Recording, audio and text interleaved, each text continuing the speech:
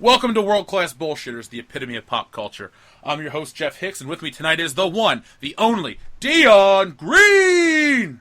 Baby, back in the flesh, back to give your young, white, gentlemanly children a hero to look up to that is heavier and darker than they are. Well, I'm sure you're heavier than all children. Up next... That's not even a fat joke! If there was a small child that weighed as much as Dion, he would probably die. It would cease to be a small child. Yeah. It was just pretty We've all seen episodes of Maury that show that there are some fat-ass little kids out there.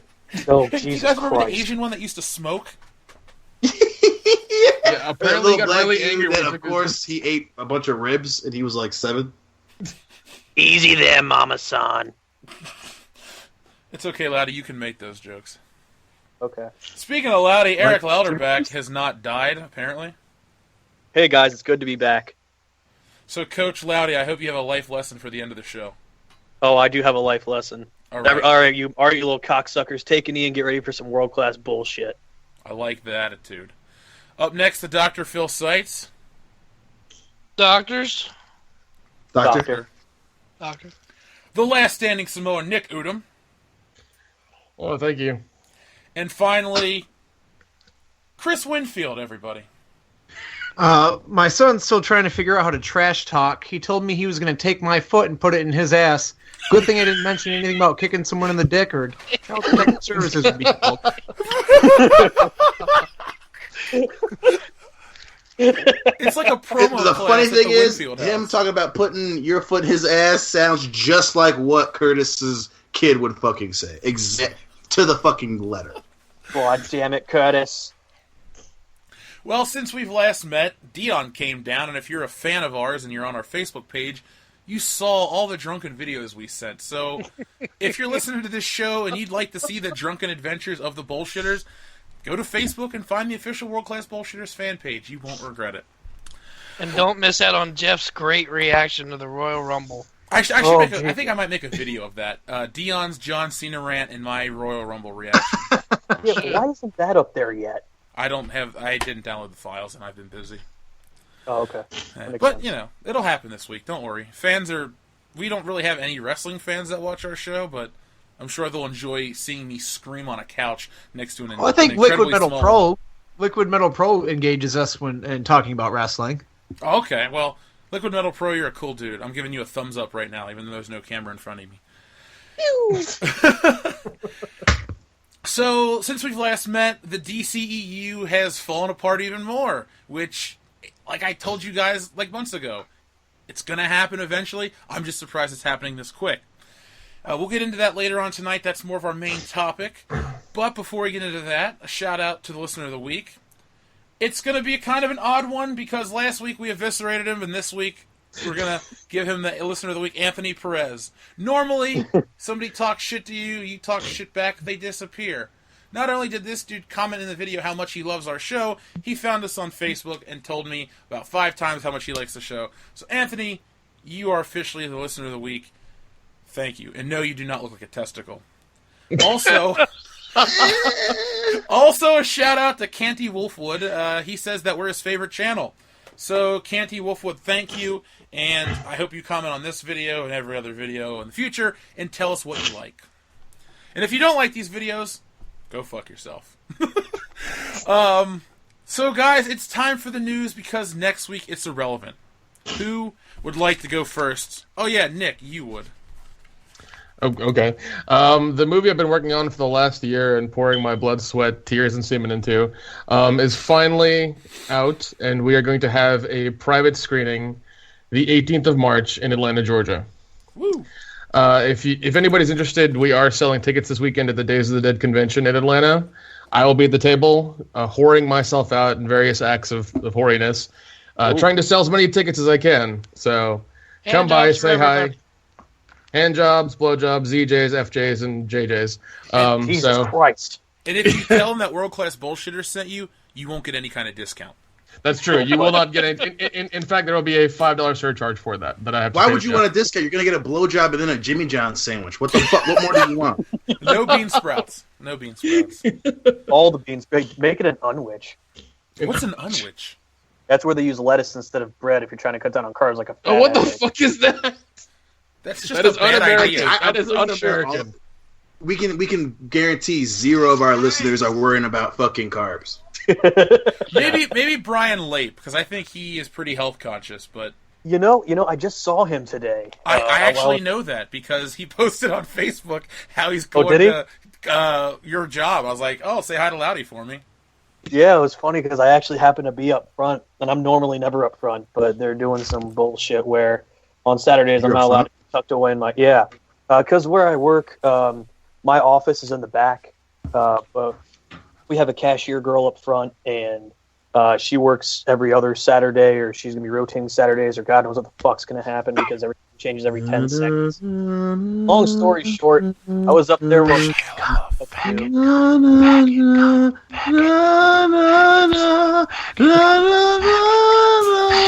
It's like the Oscars, get it? We're trying to get you to get off the mic. The rap rap machine. Hey, Dion, can you learn a better song? I know. Could you Better story. I don't know learn better something song. from the Batman score, you know? Da-na-na-na. Just keep screaming that over. That'll be cool. It'll get people fucking pumped. To, like, not listen to Loudy. We're conditioning people to ignore him. That should be our battle song before we go to wrestling for a trip. The Batman theme? Yep.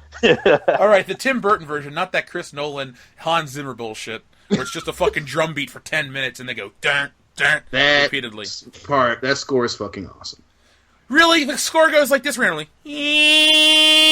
Just like that out of the blue. But the Dark Knight Rises, ish, masala, ish. I hear that and my fucking dick just starts growing exponentially. It sounds like they're saying this is Gotham, and it's stupid. this. It's not. Even if it was, this is Gotham. That'd still be fucking awesome. I'll still take anything from the 2 Tim Burton Batman films as opposed to anything from the 3 I'm not Chris Nolan disagreeing. films. I'm just saying. Wait, you're Hans okay. Zimmer is the- Oh wait, I mean, no, I agree. It's fucking suck. No, Hans Zimmer is a fine. Well, I won't say he's a fine composer because I actually hate almost everything he does because it sounds the same. It's like, hey, I'm gonna record some shit and then play it through a speaker and re-record that backwards and put a drum line on it, and that's your movie score. Listen, I can read how they fucking came up with the score to Inception 2, asshole, but he does a bunch of movies that they don't all sound the same. His Spider-Man score is like his Batman score, which is like his Inception. It sounds score. nothing like his Forgettable. score from King Arthur.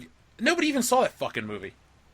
I did, and it sounds different. You didn't. I did. Oh, and I saw Airheads. How many people Why are really you saw thinking that? this about us? Agree to All right, disagree. Agree to be wrong, Dion. It's okay. It's cool. All right, But all right, Mom and Dad, are you done bitching? Saying that you're agreeing.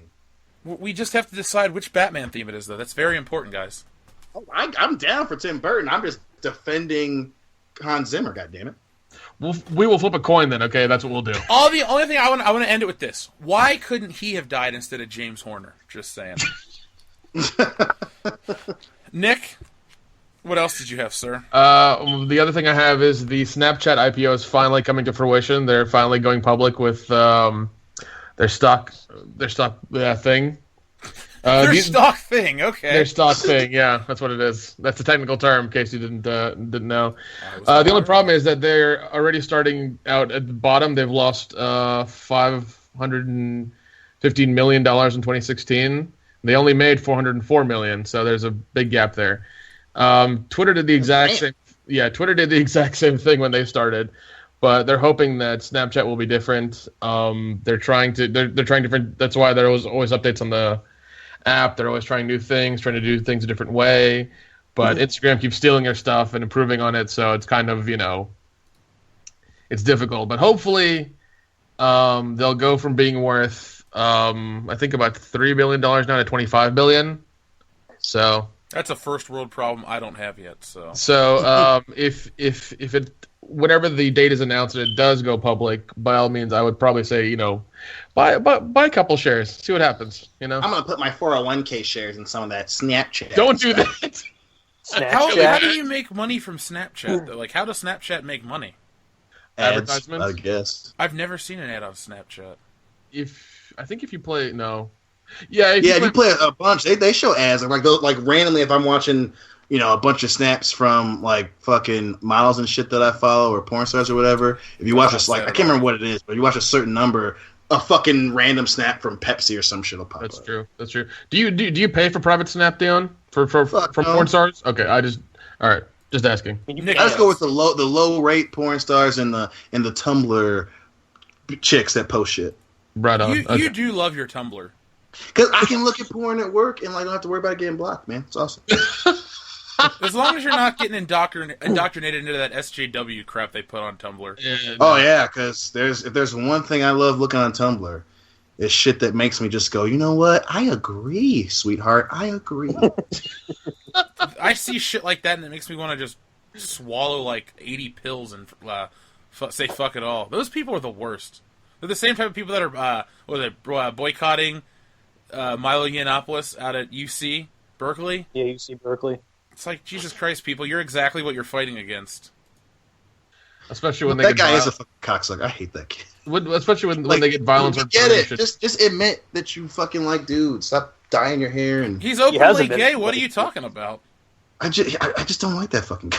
I don't like him either, but I'm just saying, you know. No, I'm just. I had to listen to Barack Obama come to school and speak in 2009.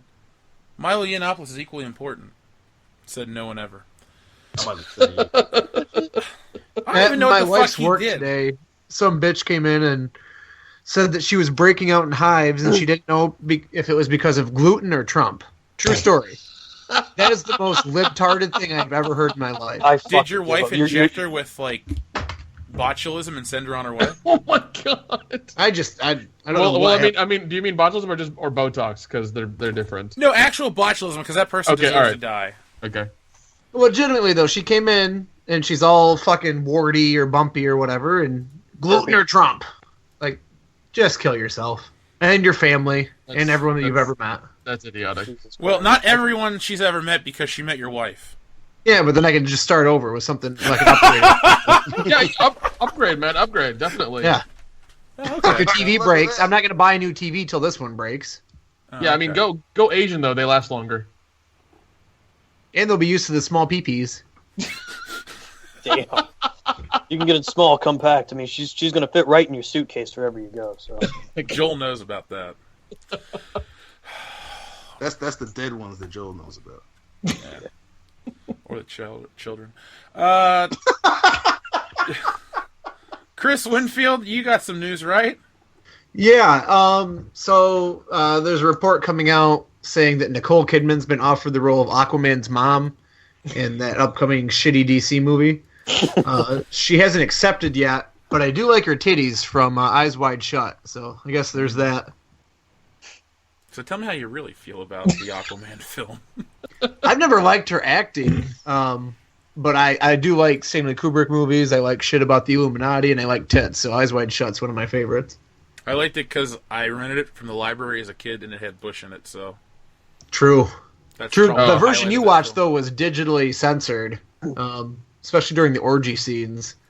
But luckily, I went out and dropped some Actually, Keith.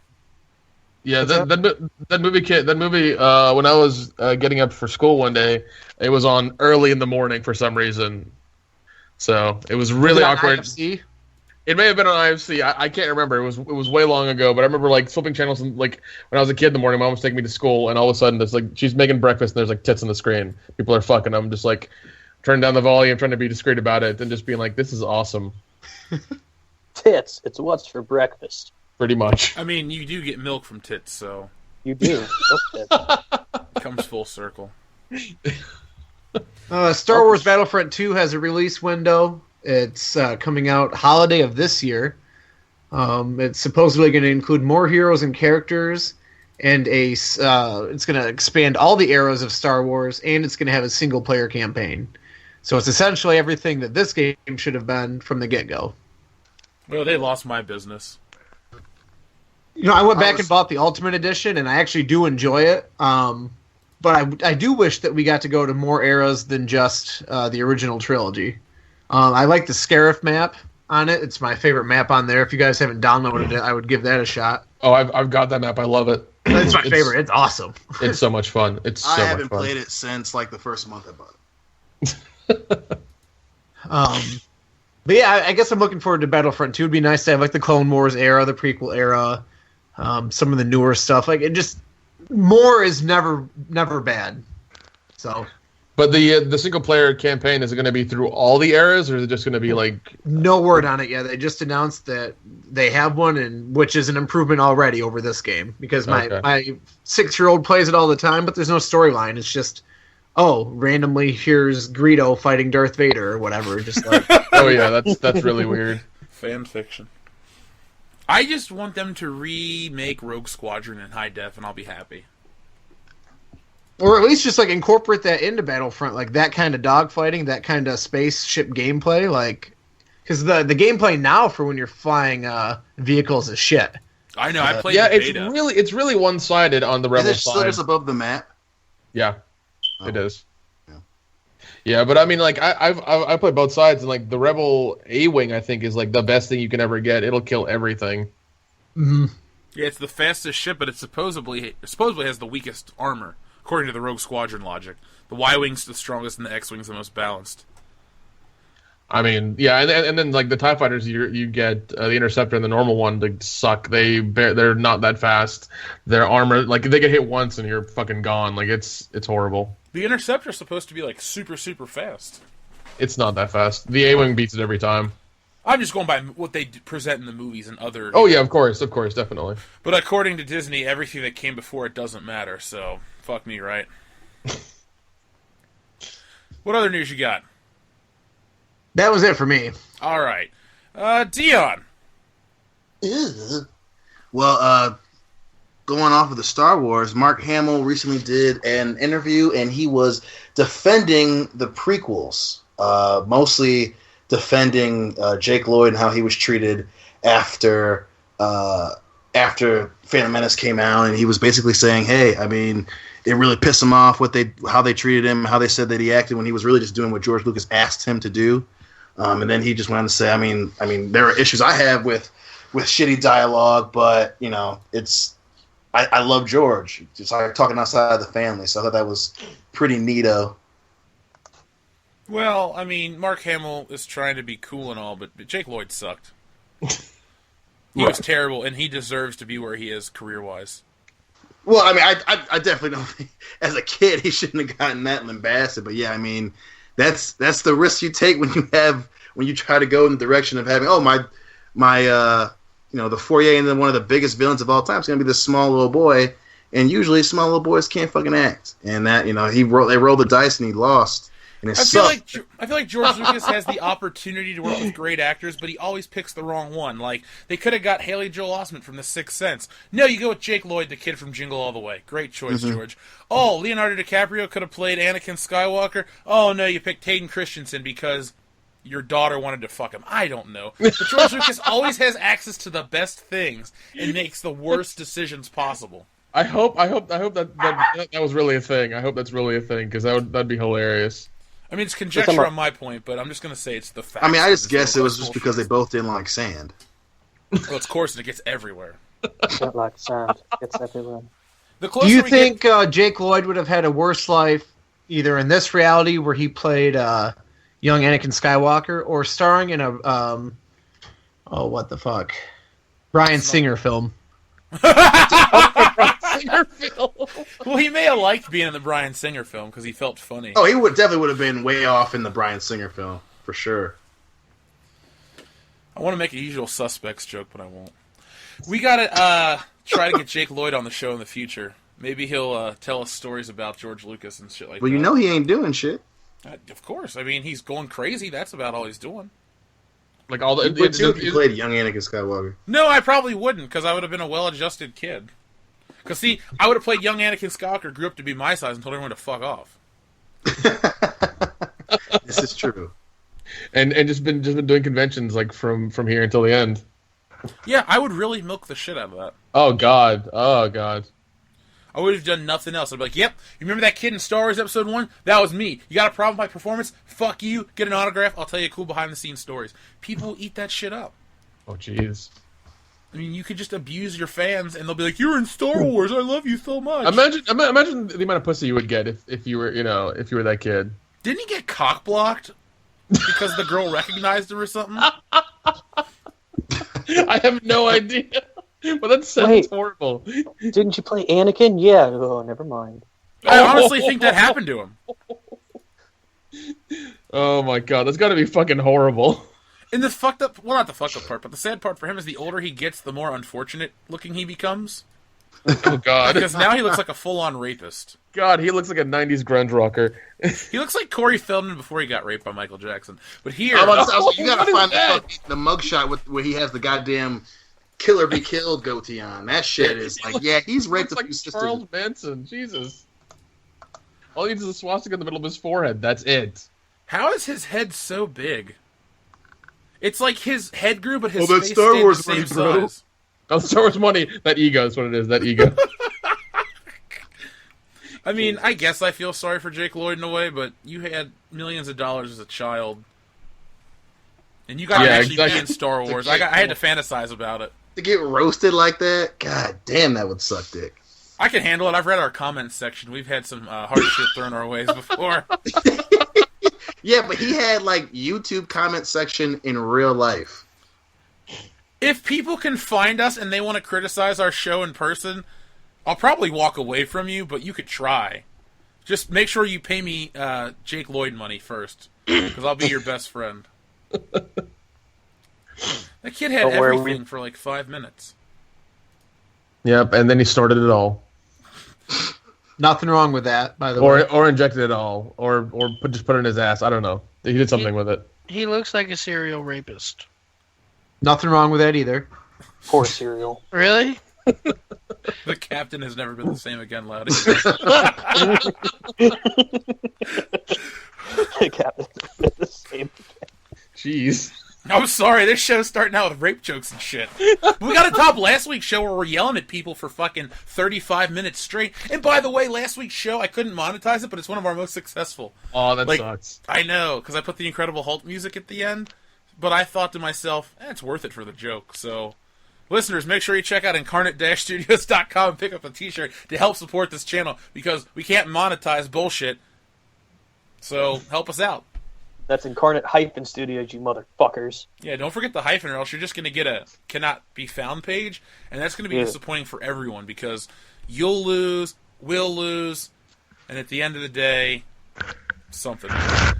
Buy a goddamn shirt! Phil is taking a shit and screaming at the same time. Dude, Phil passed out on his toilet over the weekend. Oh, Jesus. Can't believe I missed that. You were When there, Loudy! When did I Wait a do minute. that? That happened at Rumble? Yeah, you went to the bathroom for like 40 minutes. No, I was laying down because I didn't feel good. Laying down, yeah. I went, Gotta I go on went the in toilet. and I took a shit, and then I laid down. I didn't feel good after. And then Dion woke me up. Are you okay? God damn Yeah, it, Dion, we could have had the whole party without Phil. Fuck you, dude. Well, fuck, I thought he had passed out head first in the shitty toilet, man. I was like, you know what? I don't feel like having to fucking He ain't gonna call the drown in his own ambulance, and shit. then I ain't giving him mouth to mouth with a shitty mouth. I would Yeah, never bro. give anybody mouth to mouth. That's I would why you just call stand the there and ambulance watch. and they do it because they're professionals. Yeah. I'm CPR and AED certified, Nicholas. I think I know what I'm doing. You're certified in your state of Michigan, not Ohio. You're a Yeah. certified family abortionist. And a certified bitch. All true, You- but again, you certified is certified, sir. You take life. You can't save it. I really should make a Dion Green family abortionist t-shirt. I feel like that I would don't sell. know why you haven't. I know. Because I've been busy making shirts that people actually buy. I would buy That's- that. Dude, I guarantee people will also buy a Coach Loudy shirt. I don't know. You really are just Uh, hoping for a Coach Loudy shirt, aren't you? I'll just take a picture of Rudy, cut his face out, and put your face on it, and it'll just say Coach Loudy. Works for I me. think you and Sean Astin are about the same size. God. What kind of shirt would I get? You wouldn't, because no one likes you. I wow. like the- Damn. What the fuck, dude? You're going too goddamn far. I do not agree with that, goddammit. Maybe It's if I okay, into 'cause making we like consistently get comments that say this is the best episode ever on the ones that Eric's not on. So the gauntlet has been laid down. All right, Loudy, whatever. you got a lot to live up to, man, this week, because in 6 days we got 1,500 views, and normal episodes don't even get to 1,000 in 2 weeks. So I should just put the Star Wars logo on everything every week, and people will watch it. There you go. Star Wars? Oh no, it's world class bullshit.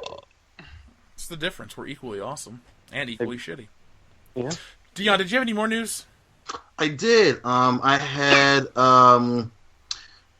shit. Sorry, I lost my place on my little notes here. James Cameron commented on the Alien franchise real quick. He really basically just questioned if it needed to continue. He said, the first one was great. His movie was more of an homage to the first one, and he was able to say what he wanted to say with the movie. But then he said, since then it's been all over the map, and he's just saying, I think we've moved beyond it. And he's like, is there really any validity to even doing another one now? But he said he'd stand in line for another Ridley Scott one. So I'm just kind of like, I agree with what you're saying, but you're also part of the problem. But thanks, James. Well, that's ironic. I can think of another film involving aliens and James Cameron that doesn't need to continue. Right? We're going to get more of the motherfuckers. I fucking hate Avatar. I was going to say the same thing, dude. Like, oh my god. Talk about the most overhyped movie of all time. And, I mean, the part 2 to Aliens, I don't think was an homage. It was more like an action movie is what it felt like more than anything. It wasn't really that slow burn, that kind of just, like, methodical thing that Ridley Scott did, in the first one. We really need Joel here to talk about Aliens, because that's his favorite movie, and he's really obsessed with it. He made me watch it once. Well, he's probably had his, his warm milk and is in bed right now, so it's fine. Yeah, it is 9 o'clock at night, so. It's 9:10 here, so I mean, it's probably way past his bedtime anyway. It's fine. Just in bed with a little Asian boy. That's all. Well, he's got to get with him quick before the roofies wear off, so he's got that 2 hour. That was a softball right to a home run right there, son bitches. Wait, Sorry, Joel. Didn't Jeffrey Dahmer like little Asian boys too? No, he liked them like near adulthood. Oh, okay. Near adulthood. God, that's a disturbing story. Ugh. Yeah, where one of them got out of the house. Yeah, and someone called the cops, and he just was like, "Oh no, it's my friend. He's drunk." And they were like, "Okay, cool." And he took the dude inside and fucking killed him. Hey, speaking of fucked up deaths, do you guys want to hear something crazy that happened in my neck of the woods today? Oh god, sure. Yeah. A person was hit by a car, ripped in half, and the driver drove all the way off the highway to a gas station. The way this whole story panned out is this person shows up at a speedway with the bottom half of a woman's body sticking out of the front of his car. And that's not a joke. Oh my god. This is a true story. This happened this morning. Because my mom wakes me up. She comes over. She's like, Jeffrey, I'm going to be late for work. Somebody called me and told me there was a car wreck and they're looking for the person's legs, blah, blah, blah. I'm like, whatever, Mom. I'll help you out of the house and I'm going back to bed. Well, I lay in bed and I'm thinking, like, what if this is real?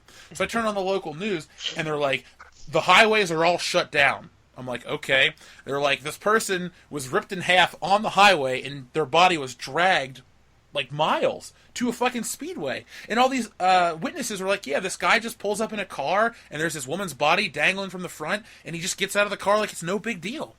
And like everyone's talking about this fucking like bisected body. It's the weirdest fucking story ever.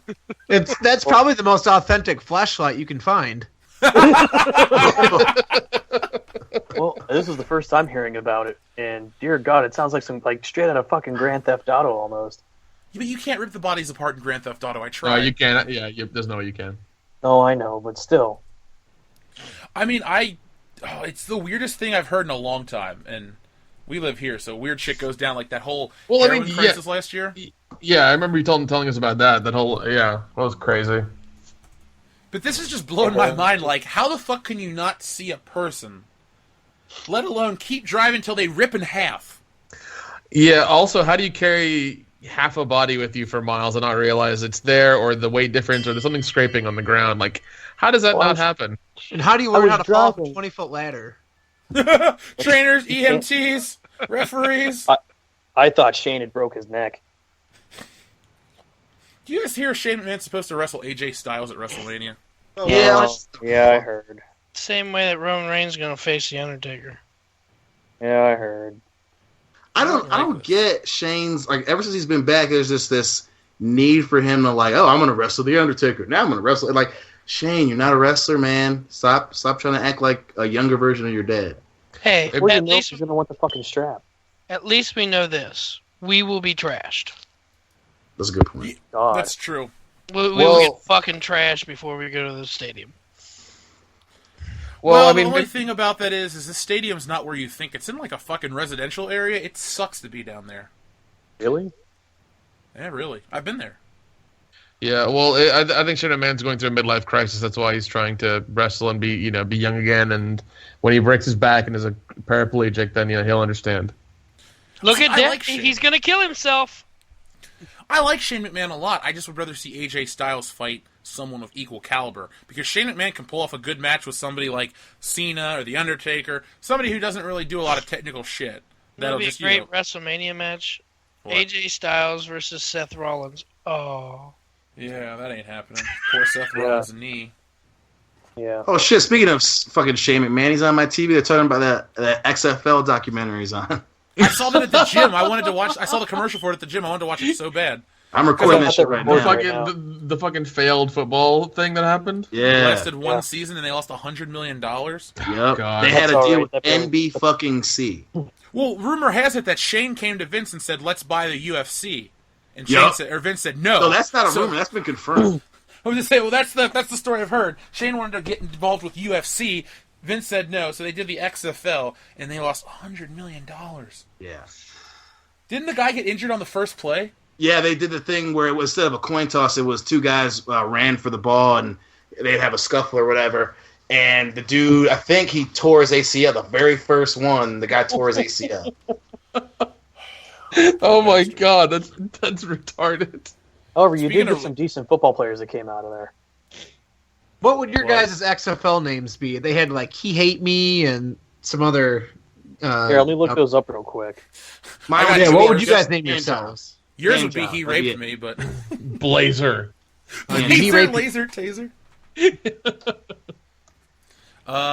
Dan's would be Weezer. Mine's Sugarfoot. Loudy's would be butt stuff. Yep. Oh, he gets hit by butt stuff. Butt stuff with the tackle. NBC wouldn't allow you to put your name on the back of a jersey. Nope. And by God, he just ran right by butt stuff. Wanted nothing to do with that. Butt stuff picks up the sack. Ew!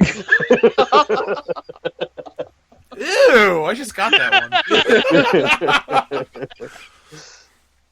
I love when we run out of shit to talk about, we just go to juvenile humor. It's the world-class bullshitters way. It's the only humor. We were talking about wrestling real quick. I started listening to Ryback's podcast. It's surprisingly God. good. It's awesome. Seriously. Really? He doesn't sit and bitch about wrestling the whole time. The first episode he talks about the WWE, and then the next couple episodes he talks about how he became a wrestler, and it's really cool. What's the name of his podcast? I think it's like Talking with the Big Guy. Just type in Ryback podcast on YouTube. They're all there. I'll have to check it out for sure. Yeah, he's pretty articulate. Let's see. Hopefully he's better than he was on the fucking mic. See, that's the thing. He's not as dumb as people think. And everyone thinks he's a fucking idiot, but he's not. Well, his tweets were fucking hilarious. Like, I always knew that the dude could talk when he's not trying to cut a promo. But I'm just, I was just like, he says on the show that he wanted to do more, but they wouldn't let him. That's believe surprising. that. So just check it out. As I say, I feel that's the case with most of those guys over there. Well, I mean, they'll let John Cena do anything, and he'll fail spectacularly. But hell, Yeah, they'll let it. the big guys do whatever the hell they want. But he you know, was the big guy, Phil. Come on. He missed Ha-ha. it. Stupid. I Here we liked go. Ryback enough, but not enough to buy his T-shirts and shit. Here we go. I found some of the names if you guys want to hear them. Please. Oh, from the XFL players. Oh, okay. Yeah. Let's see. There was Big Daddy. Wow, that's really really amazing. I know. Death Blow. Jesus. Kind of cheesy. Erupt. That's E. Okay, Rupt. these all sound like gay porn names You immediately. realize that people have now turned off our podcast because of how lame the XFL was 15 years ago. Yeah, I know. Thank you, Coach Loudy. No problem, guys. Here's my life lesson. Fuck sports. Dion, you have any more news? Just last thing was just that James Cameron's going to get the rights back to Terminator in 2019, and he wants Tim Miller. You'll recognize him as the director of Deadpool. He wants him to direct another installment / reboot. Obviously, this is just him talking, nothing confirmed. But I thought that would be an interesting little tidbit to have Tim Miller do a Terminator movie. So it'll Why be not have another George Miller directed Terminator movie. another reboot. Awesome. To a franchise that we don't need, that is past its time. So Yeah, what the hell is James Cameron bitching about aliens for if he's doing the exact same thing with Terminator? Let's start something money. over that we've already started over in a previous life. Why don't we just, instead of making a movie about Skynet, why don't we invent time travel, go back to like 1998 and kill the idea of Terminator 3 ever coming out?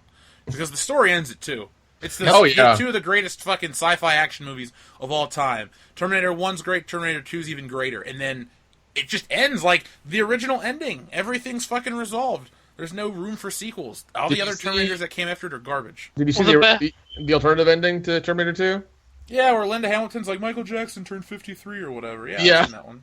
I like how that's the part you remember, not the horrible old woman makeup. She's just sitting in a park, watching a bunch of children. But Michael Jackson turned 53. Like, oh shit, dude. Wait, is that supposed to take place in what year? How? I Because have no idea. Michael Jackson may have not made it to that year. So I'm just trying to cross-reference the validity of Terminator 2's references. Yeah, I mean, Holy T2, shit, MJ made it to 53, y'all. yeah. After all that plastic surgery, like, good for him, man. Do you think as he got older, his victims got younger, or did it like? Well, I mean, you kind of hit like a bottom there. Like you can only go so young. 6 months is like the limit. I'm sorry, that was really he died fucking weird. He died at 50, Oh, so he didn't make it. so he didn't Yeah. make it. Well, there we go. Terminator was wrong about a great many things. I think it would be cool if we had liquid metal like the fucking T-1000, though. That would be fucking awesome. But how would you, what would you use it for in, like, an everyday application? Anything? Yeah, you really could. I mean, specifically what the movie says it's for. Fucking murking people. If they invented liquid metal, I'd fucking cut my arm off tonight. I mean, be like, I think mercury "That's is a metal, so it exists. Well, more than likely they used gallium than mercury in that movie. I'm just saying liquid metals do exist, Dion, just not whatever the T-1000's made of. Well, I don't want, if it's not T-1000 level, I don't give a shit about it. Dion's going to cut his arm off, and he's going to put mercury on it, he's going to get poisoning and I die. want to be able to turn into a fat, curly-haired, gingered white dude. Drinking a cup of coffee where he won the fucking card game on it. I let every fucking time he goes, must be my lucky day, and then he gets stabbed in the fucking eye. That's the dumbest, silliest thing, but I'm just like, yeah, it's not your lucky day. You're fucking dead, man. Those are twins, and they were in what, Gremlins 2 as well. They were lab assistants. I don't remember what else they were in, but James Cameron likes to use twins. Yeah, Linda Hamilton and her sister. Yep. Well, yeah, that was the amazing cut, the amazing deleted scene that that they filmed that looked awesome. It was so good. They just pulled out of the movie. Yeah, but it's in all the recent releases. Sure. Because now they just do director's cut every release, and it has all that shit back in it. Yeah, I wish they'd do that with Star Wars. Just to have the option. I prefer the special edition, but it'd be nice to see, original 97, 2011, and then like a definitive cut they remade, with better effects. The 4-hour director's cut. No, just like a 4K release where they take the special effects, upgrade the CGI ones, and then make the models match better, and then cut out all the bullshit like Greedo shooting first or Jabba the Hutt and all that kind of stuff. And if they're going to keep Jabba, at this point, the technology is there to not make him look so fucking stupid looking. Like, I was watching that a few weeks ago with my kids, and I'm just like, it's, 2016 at that point. How does that still look like it's 20-year-old CGI? Well, also you see Han like jump up real quick, like over his tail, like he just goes from like being on the ground Just to being keep that like scene out. 3 feet up in the air and then back down to the ground real It quick. kills Like, the suspense, though. If you watch the original Star Wars movies, they talk about Jabba the Hutt in the first. You don't know what he looks They like. talk about him in Empire, and then you finally see him in Jedi. It's cool. Exactly. Plus, Jabba the Hutt doesn't function like he does in Return of the Jedi from A New Hope Special Edition. And he's clearly bigger in Return of the Jedi. Yeah, he yeah. just lays there. In this one, he's like rolling around. It looks dumb. Like, everything about this scene is stupid. If I knew how to edit my movie, I would cut that scene out completely. I could do that for you. You should. You and I should get together and we should do a Jeff Hicks cut of Star Wars. We can do that. We should do that over our WrestleMania weekend. Oh, that's easy to do. I'll get a nice HD file and we can do that. It's literally just going to be like, now trim this scene out, cut these couple frames out, and I'm happy. Like, I can Take Hayden Christensen out of it. He's not in A New Hope. Go ahead, so. go ahead and make notes for your edits. We'll do that. I'm excited now. What's the name? What's the name of the fan? Not fan made, but the one where a fan took the original footage without all the edition. The despecialized edition. Yeah, I want that. No, you don't. Edition? Yeah, I do. Here's the thing. Everyone goes on about, I want the original cut of Star Wars. Well, what original cut of Star Wars do you want? Because there's really not like one definitive original cut. The one with Vaseline on the bottom of the goddamn sticker. No, you're not hearing me out. That's the one I... No, but there's a 35 millimeter print. There's a 70 millimeter print. They have differences. Where do you distinguish what the original cut of Star Wars is? Whatever one has Vaseline on the bottom, I'm cool, bro. The point is, though, all these grown men are like, I want the version I saw as a kid. Well, you probably saw either... Like, you don't know what version is what, so your argument's kind of invalid. It's not like there's one definitive original cut. So where do you go? And well, then, I mean, is between the 70 and the 35, is there a time difference and like a scene difference? It's or all kinds of different sounds, like words, dialogue's different completely. Oh, like that. The Holy 70 shit. millimeter cut of Empire Strikes Back is vastly different. Look it up. It's not like it's like 2 minutes difference, and the scenes are in different orders and shit, and they're different takes of the scenes. That is weird. I didn't realize it was. I didn't realize it was that vastly different. Yeah, only in the first two movies, because Return of the Jedi is the same everywhere you go, but like. The 70 millimeter and the 35 are really different, and they came out at different times. Like, you'd have different markets. So hypothetically, New York, Chicago, LA would get a 70 millimeter print. Kenosha, Wisconsin would get a 35 millimeter print. Holy shit! So the one you saw as a kid may not be the correct or the original one. They're all different. And that's why I always go on about these fan edits. Like, well, who are you to say? I'm just saying, like, who are these guys to say that's the original cut of Star Wars? It's what you first saw. And if I was going, well, the first cut of Star Wars I saw was the videotape version that said A New Hope. Like, A New Hope's been on the movie longer than it hasn't been. At this point, I just don't even care. It's kind of like, it's stupid. It's just, it's a useless battle. Put it like that. I know there are dumb scenes, but overall, it salvaged the movie because the movie was fucking falling apart. Like, the film stock is shit it was shot on. The audio was falling apart. They had to remaster it to a certain degree. Oh, yeah. Because, I mean, they shot the first one pretty cheaply, right, or not? Well, like $11 million. Yeah, that's 70. So there was a decent budget, but it used like some really shitty stock. Yeah, because they were giving him a chance to make the movie, and they just didn't believe in him, so they gave him was it? I think the stock was leftover stock from other movies that they had made. That's what it was. So it was mixed up and in varying levels of degradation. So that's why it was shitty, probably. Well, you got to give George Lucas credit. He was able to take the original movie still holds up with modern movies to a degree. Like they actually presentation wise, it still looks good. It doesn't look like when you watch. I don't know, Flash Gordon, that came out around the same time. That looks like a 70s movie. Star Wars, production design aside, a few things, the haircuts. But other than that, that movie still stands up and looks cool. And I think that's part of the reason why Star Wars is so timeless. Because it's not rooted in the 70s, unlike a lot of shit that, like Logan's Run and Westworld. Those are 70s sci-fi movies. Star Wars is timeless. Logan's Run is crazy. I watched it the other day. I still love it, though. It is insane. The effects are horrible because they'll shoot guns at people, and you can see at their feet there are firework things that are going off. It's really bad. Have you ever seen Future World, the sequel to Westworld? No, but I did actually watch Westworld, and I really enjoyed it. It's actually decent. Okay. Yeah, because I think Sci-Fi showed the movie before the show started on HBO, and I watched it one night. I mean, I enjoyed it. I really did. It was extremely 70s and very, they're trying to make it as technologically advanced as they could back then, but it was still a lot of fun. I still enjoyed it. Watch that movie and tell me that James Brolin doesn't look just like Christian Bale. All right, I will do that. So, Google it now, man. You'll see. Listeners, Google Christian Bale, James Brolin, and then you'll see pictures of him from Christian Bale currently and James Brolin from Westworld. They look like they're the same dude. Christian Bale looks more like James Brolin than his own son. It's kind of bizarre. I got a piece of news. It seems stupid, but just hear me out. Nickelodeon has picked up the Dude Perfect show for season 2.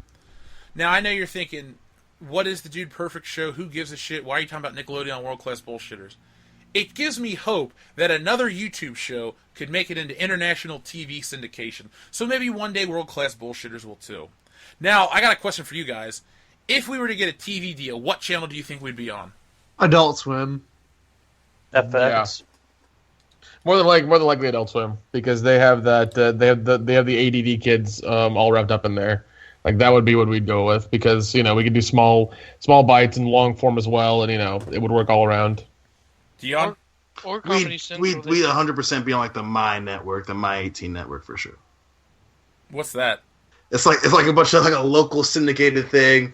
It used to be like it was part of that fractured off of like UPN and shit.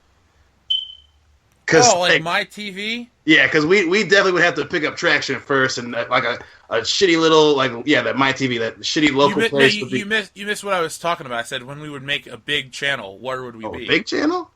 Yeah, that's what we're talking about. I don't know, because My TV is really not even a thing around here. So right, I'm getting at. I don't think we could be on any of those channels because you can't really cuss or do anything. So we'd have to be on like a shitty Showtime, like 9:30 on a Thursday night on Showtime. Or there's always Comedy Central after dark or like after midnight, things like that. Do you think half the shit that Curtis says would be allowed on the show? Do what now? Do you think they'd allow half the shit that Curtis says? I don't know, honestly. You have to come up with a new pseudonym. I know that. Well, we'd all be getting paid. It'd be our full-time job, so Yeah, we could totally sell out. That's fine. Oh, in a heartbeat. Fucking, I'll trade my grandma in for success. Speaking of my grandma, she leads into our next segment. So, listeners, I'm apologizing in advance. I don't have an Italian beaver picture to review, but I did go see La La Land because my grandma wanted to see it, so I took her to go see it. Oh, God. And it is the dumbest fucking movie I've seen in a long time. We're talking like the ending is levels of like bad, like episode 7 bad. Oh. So the movie randomly starts out on a highway in modern day, and like some random people start singing in a car, which is fine. And then they get out of the car, and like everybody on the fucking highway gets out of their car, lays on the hood, they start singing, they start jumping around, they open up a truck, there's a fucking samba band in the back, there's a dude doing parkour, there's a guy rolling around on a skateboard, another guy's on a BMX bike, and Emma Stone's just sitting there the whole fucking time. And then, like, the song ends, they get in their car, and they just drive away, and it's really awkward. And the movie, it's so, like, saccharine and sweet, and I just don't like it.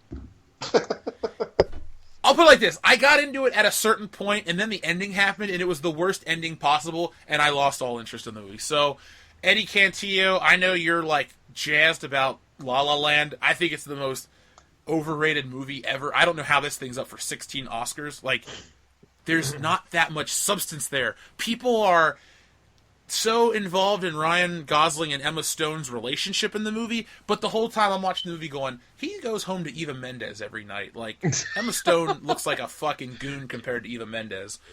So, the beginning. Spoiler alert, they don't even end up together. They go off their own separate ways, and then it just is so dumb. Like, he opens up his jazz nightclub, and she goes off and becomes a famous actress, and then they see each other, and then there's a whole fucking flashback about what could have been for like 5 or 6 minutes, and you're like, oh, this would have been cool. And then it just fucking ends where she walks out, and he like plays a note on the piano, and it ends. It just goes to black, and I'm like, oh, that's it?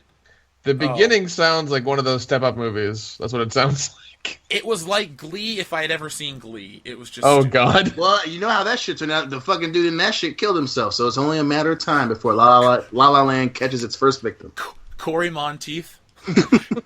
Dion, you don't want to make that joke, though, because J.K. Simmons was in La La Land, and I don't want that dude to die anytime soon. I feel like he's just in his stride. God damn it, J.K. God. He was the best part, because Ryan Gosling's a fine actor. I have nothing against him, and I like Emma Stone, too.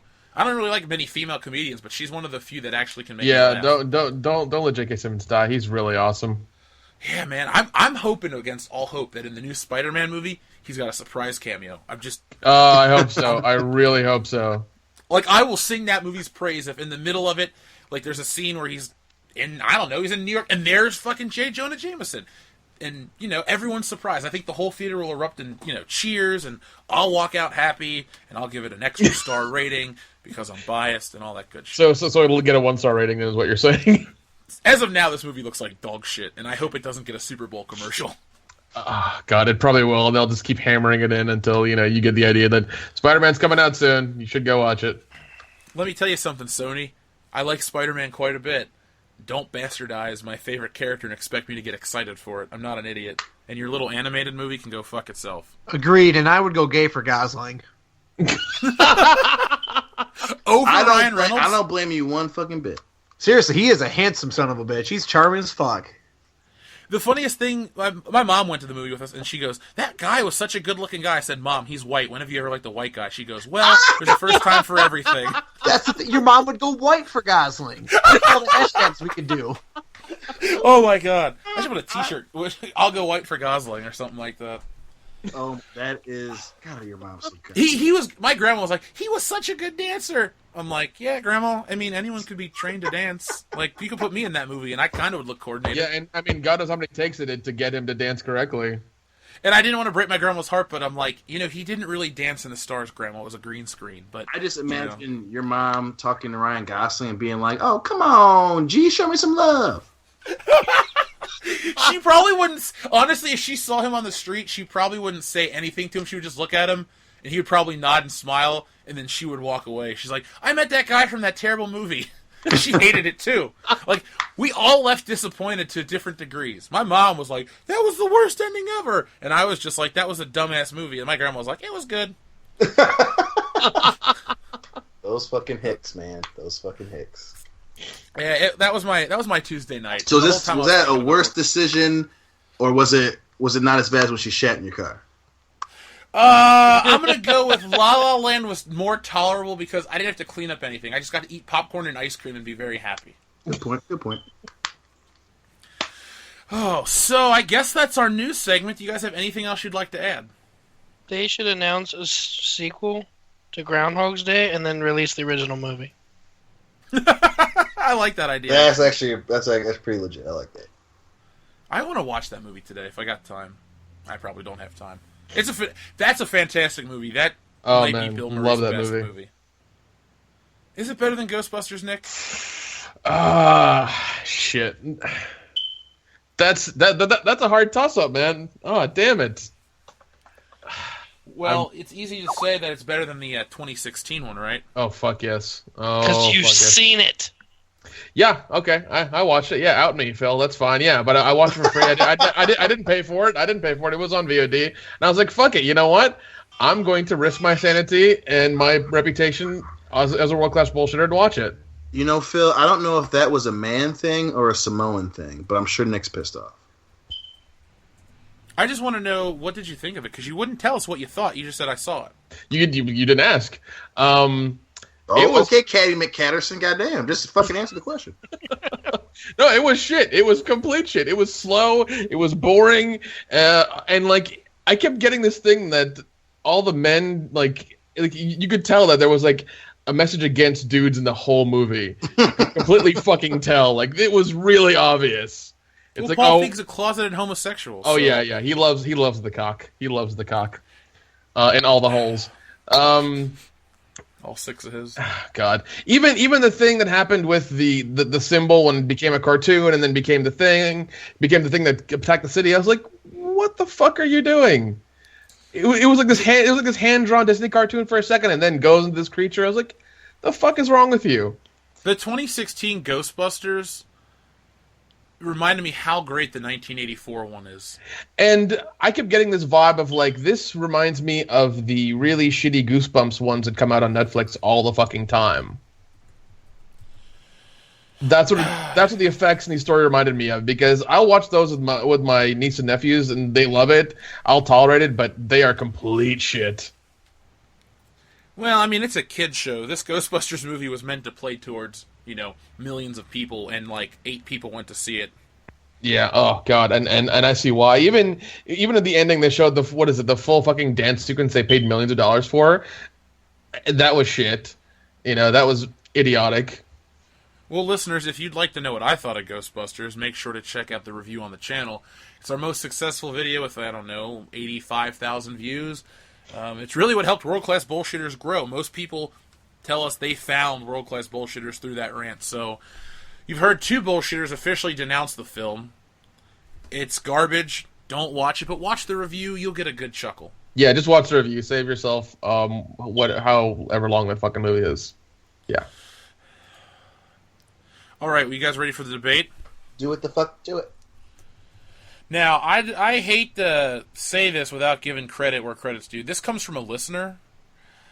I think it was Reality's Frank or Christopher Littleton. I don't want to... Look at guys, in the comments section, one of our regular listeners, just tell us who gave us this topic, because I forgot to write that part down. I took all the topics from the emails, and I forgot to attribute it to you. So, for the next couple of weeks when we do these debates, I'm just going to say the topic and say, if this was yours, tell me in the comments, and I'll read it the following week and give you credit. So, tonight's debate is...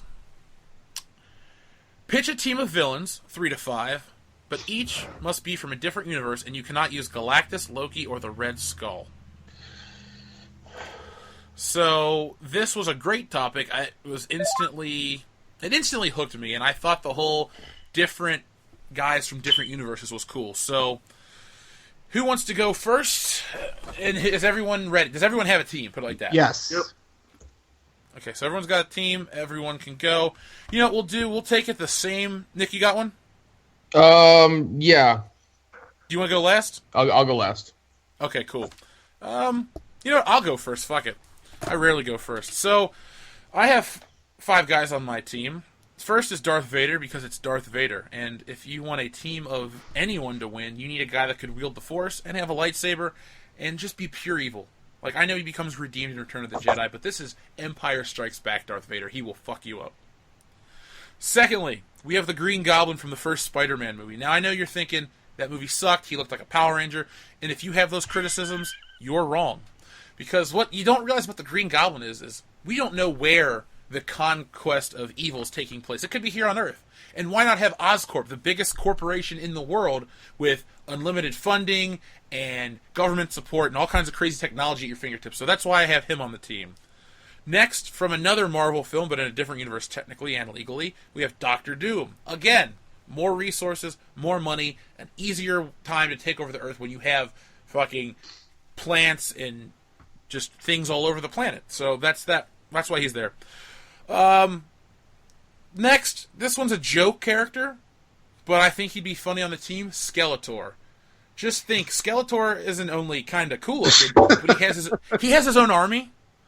So remember, like, this may be the team, but they're like ancillary characters, so they're all going to come along with him. Like, if you had Loki, you could bring the Chitauri, because, that's what happened. So Skeletor has all the bad guys from He-Man, and then finally, I put Ernst Stavro Blofeld, because while Oscorp and Doctor Doom's companies can, have a ton of money, Blofeld and Spectre can infiltrate governments and destabilize economies. And if this team truly wants to take over the world or destroy anything, you need inside men, money men, power men, and Skeletor with all his crazy minions. So that's my team.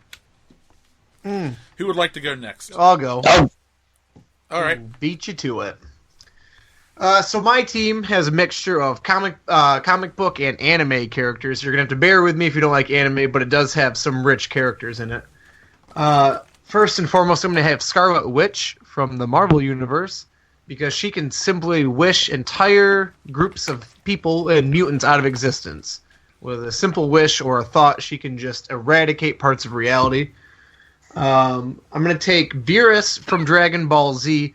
I picked Beerus. He's one of the newer villains because he beat Goku, and simply by touching his finger to a piece of dirt can explode entire planets. He's basically a walking Death Star.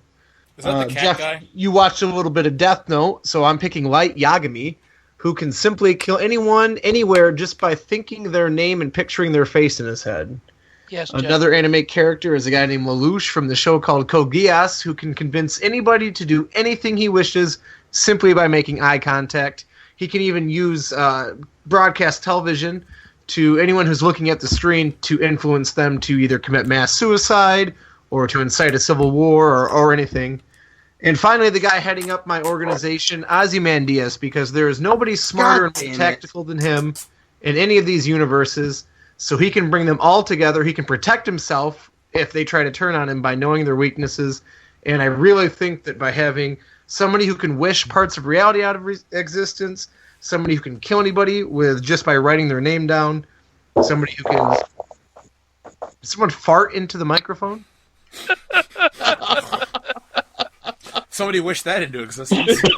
You have a guy that can blow up planets, and you have the world's most intelligent man who ever lived. So that's my team. Fucking Ozymandias, you piece of shit. Get out of my head. Why wouldn't I pick? It's my favorite. Fuck you. All right, Dion, why don't you go? God damn it. Well, see, now he took one of mine, which, you know. You can have overlapping characters. That's I never know, been but I was for a second I gambled, but anyway, I'll change it out. Anyway, our zombie team was the same. I was gonna say all but 2 of my characters have been listed already. So. Well, you need to read more fucking literature. Anyway, my first one was Ozymandias. Obviously, Dustin explained it. He's one of my favorite bad guys. I couldn't pick between Ozymandias or Brainiac. I went with Ozymandias because the fact that a human has that level of intellect is really fucking scary, particularly with a gang of supervillains. I also went with Doomsday, obviously from God damn it. DC's universe, because why wouldn't the smartest man on the planet want an unstoppable fucking ridiculously scary killing machine? I cheated a little bit and went with the Bando Gora from the Star Wars Bounty Hunter game series. Basically, it was one of the Emperor's apprentices, I guess, was essentially brainwashing people with spice, and they would turn them into these mindless fucking assassin zombie druggy guys, and they would just go across the galaxy fucking killing people, and they were going to be used to usurp governments and all shit like that. So I thought that would be fantastic for them to have Doomsday and just a mindless horde of drugged out zombies. And then I went with, to top it all off, the T-1000. More of a precision tool. It could turn into anyone, anytime, anywhere, and fucking kill a lot of whole fucking people if you didn't want to send in Doomsday or send in a horde of people. All right, the Dr. Phil Seitz. Let's see. I went with Darth Sidious because he is powerful with the dark side as well as he's a great planner. That whole plot over however many years was all in his head, and he came up with that. I went with Beerus the Destroyer because he's a destroyer. He can destroy worlds, like Dustin said, with the touch of the finger. The Joker, because he's fucking crazy. Doc Ock, just because I like Doc Ock. And Shao Kahn, because he's the ruler of Outworld. Not a bad list. I thought I'd see a Mortal Kombat character. What did you say, Dustin? That's actually not a bad list. Thank you. I tried. Coach Loudy? All right, now that I'm fucking back. All right, so. Whoa! Stop talking. You sound terrible, dude. How do I sound now? Equally terrible. You sound really close to the microphone. How about now? Better. Yeah. Quit trying to eat your phone. I can't help it. It's so fucking tasty. Anyways, so is this better? Go for it. All right, wonderful. So 2 of mine have already been taken in Darth Vader and the Joker, so there's really no need to beat a dead horse there with that one. Next one that I'm going to have is Negan from The Walking Dead, mainly because he's just a... fuck you. No, I'm good on that, but thanks for the offer. Mainly because he's just an evil motherfucker who loves chaos just for the fucking sake of chaos. And the last guy on my team, because I only chose 4, is the Master from Doctor Who. Because if you're going to fucking raise chaos, why not be able to do it throughout all of space and time? I watched that show. That's a very good choice. All right, Nick. Close it out. Oh, well, mine didn't take any thought at all, and we're all picked at random. So I shredded a bunch of pieces of paper, put some names in a hat, flipped a coin, and then this is what I came up with: Magneto, Doomsday, and Rita Repulsa. Rita Repulsa. All right. After 10,000 Are you years, gonna tell us why? Do what now? Are you gonna tell us why, or do you want us to just argue? Oh, you can just argue. I literally came up with these at random. I'm not even kidding. So let's say that these people did. Let's say all of our teams work together. No group of heroes could defeat them. I'm just putting it like that. I think we picked literally the best of the best. I think each team's pretty balanced. My only thing is, I think of Ozymandias and Scarlet Witch as heroes, not really bad guys. Because though Ozymandias was trying to destroy shit, at the end of the day, his goal was to unite humanity. So, ends justify the means. I just saw him as a good guy, not a bad guy. And also, Scarlet Witch. What? And also, Negan's human and has a bat, so he's going to kill a lot of people real quick. Yeah, but Ozymandias was trying to rush in like an entire socialistic one-world government. I know. I just mean like villainous. Well, I think the fact that he just was able to murder millions of people at one time, and ends justify the means and all that, but they still fucking murked a whole shit ton of fucking people. Imagine what he would want to do with crazy ass motherfuckers like Doomsday and a zombie horde. Yeah, but the thing is, he works effectively in the Watchmen because he knows all the characters. I don't think he would do well against other characters like that don't exist in his world. Well, luckily for him, he has a guy that can blow up planets, and someone who can collapse consciousness, and somebody who can kill people halfway across the planet just by scribbling in a notebook. So he's pretty protected with his team that I've assembled for him.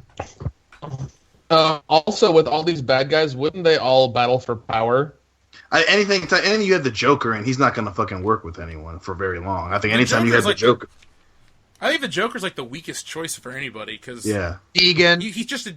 Yeah, Negan. Okay, Negan's if we're going to rank the weakest... Negan is weak, and the Joker is weak, because they're just dudes. One's crazy, and one's crazier. Like, you could just off them in 5 seconds. Exactly. And they wouldn't really do much, because... Like, Heath Ledger's Joker worked because Batman had destabilized the mob. They needed something. He knew how to fucking play Batman. I don't think he would know how to play...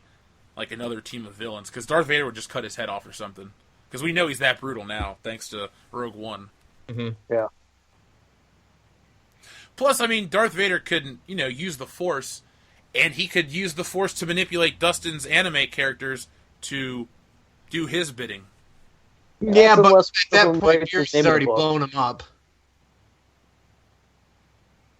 But doesn't that Virus guy become a hero and choose not to do those things? Just like Vader, he chooses to become a hero at the end and not kill his son. That's the only time he showed good, though. Damn. Yeah, but that's only one time throughout the series. Yeah, but the rest of his life, just like the rest of Beerus's life, is being a good guy. Yeah, but Beerus is a lot like Piccolo. They start out evil, and then they're going to just be good guys. Darth Vader just dies. Like, he does one noble thing. Yeah, he and turns switches good over and then he morally. never goes evil again. Because he's dead. He doesn't choose to do continually good things. Yeah, my guy still has a chance to go evil again. Yours doesn't. He'll nenever go evil again because Dragon Ball Z is a kid's show. And, like, he's now a good guy, and he hangs out with the heroes and eats strawberry sundaes on a little planet and and does cereal reverses commercials. Time. I mean, I liked, whatever was it, Resurrection F? I liked that one. I never saw the Battle of the Gods movie, so I can't really... Oh, the Battle of the Gods one's superior. Resurrection F is fine, but Battle of Gods is pretty damn good. See, the one thing I like about anime is that the shit ends after a certain point, and Dragon Ball Z just keeps going. It's like, come on, like, you have 270 episodes of one series, and you got GT, and then they re-edit it with Kai. It's like, come on, man, the show's 30 years old at this point. GT doesn't count. It existed in real life, I like GT. It did Like, count. this isn't the Star Wars universe, Phil. You can't just retcon something out of our memories. It's like, I can go buy GT action figures and their shitty DVDs and all that crap. I would say, honestly, that's what they're trying to do. They can pick up the storyline where GT began, so they're trying to erase it. What a Anime's story, fine, Mark. I just, I enjoy it to a degree, but I can watch it in small doses. I can't really. I understand. I just don't enjoy it because there's a lot of. It's not even cultural differences. It's just storytelling differences that I don't like. I mean, there are a lot of times they're a slave to their so many episode format, which you would think always would play out, but there's a lot. It's like Dexter or Breaking Bad. There are filler episodes between like really great ones. So, no. An anime is a lot stricter to those, multi-episode or those finite amount of episodes. I wish Dragon Ball Z did it, but I wish they did it differently too. Not everything needs their 12 episodes or whatever. Is anyone else going to talk? No, I was just listening to that in-depth and wonderful breakdown of Dragon Ball. It made me realize why I fell in love with you, motherfuckers. I forgot you're the one that hates anime more than anybody on this show. What? Yeah, you're the one that hates anime more than anyone on this show. No, I hate it pretty much too. Like, fuck yeah, that man, shit. it's like we get it. Senpai has a big dick, probably. Like, whatever, man. I mean, going Super Saiyan for like 18 episodes is really awesome, but no, thank you. And there's levels, and oh man, level 4, he's fucking awesome, and he can beat Superman. Like, whatever. Jesus. He definitely would whoop Superman's ass. No, Absolutely. And I hate backing up for Superman. But Superman doesn't have an upper limit though. Like the Hulk, they kind of just can keep going. Right. Didn't Death Battle do 2 Superman versus Gokus and Superman won each time? Yeah, because Goku does at the end again. I don't know the character very well, but he apparently does have a finite amount of strength. Whereas Superman, especially if he gets into a blue sun, is literally infinitely strong.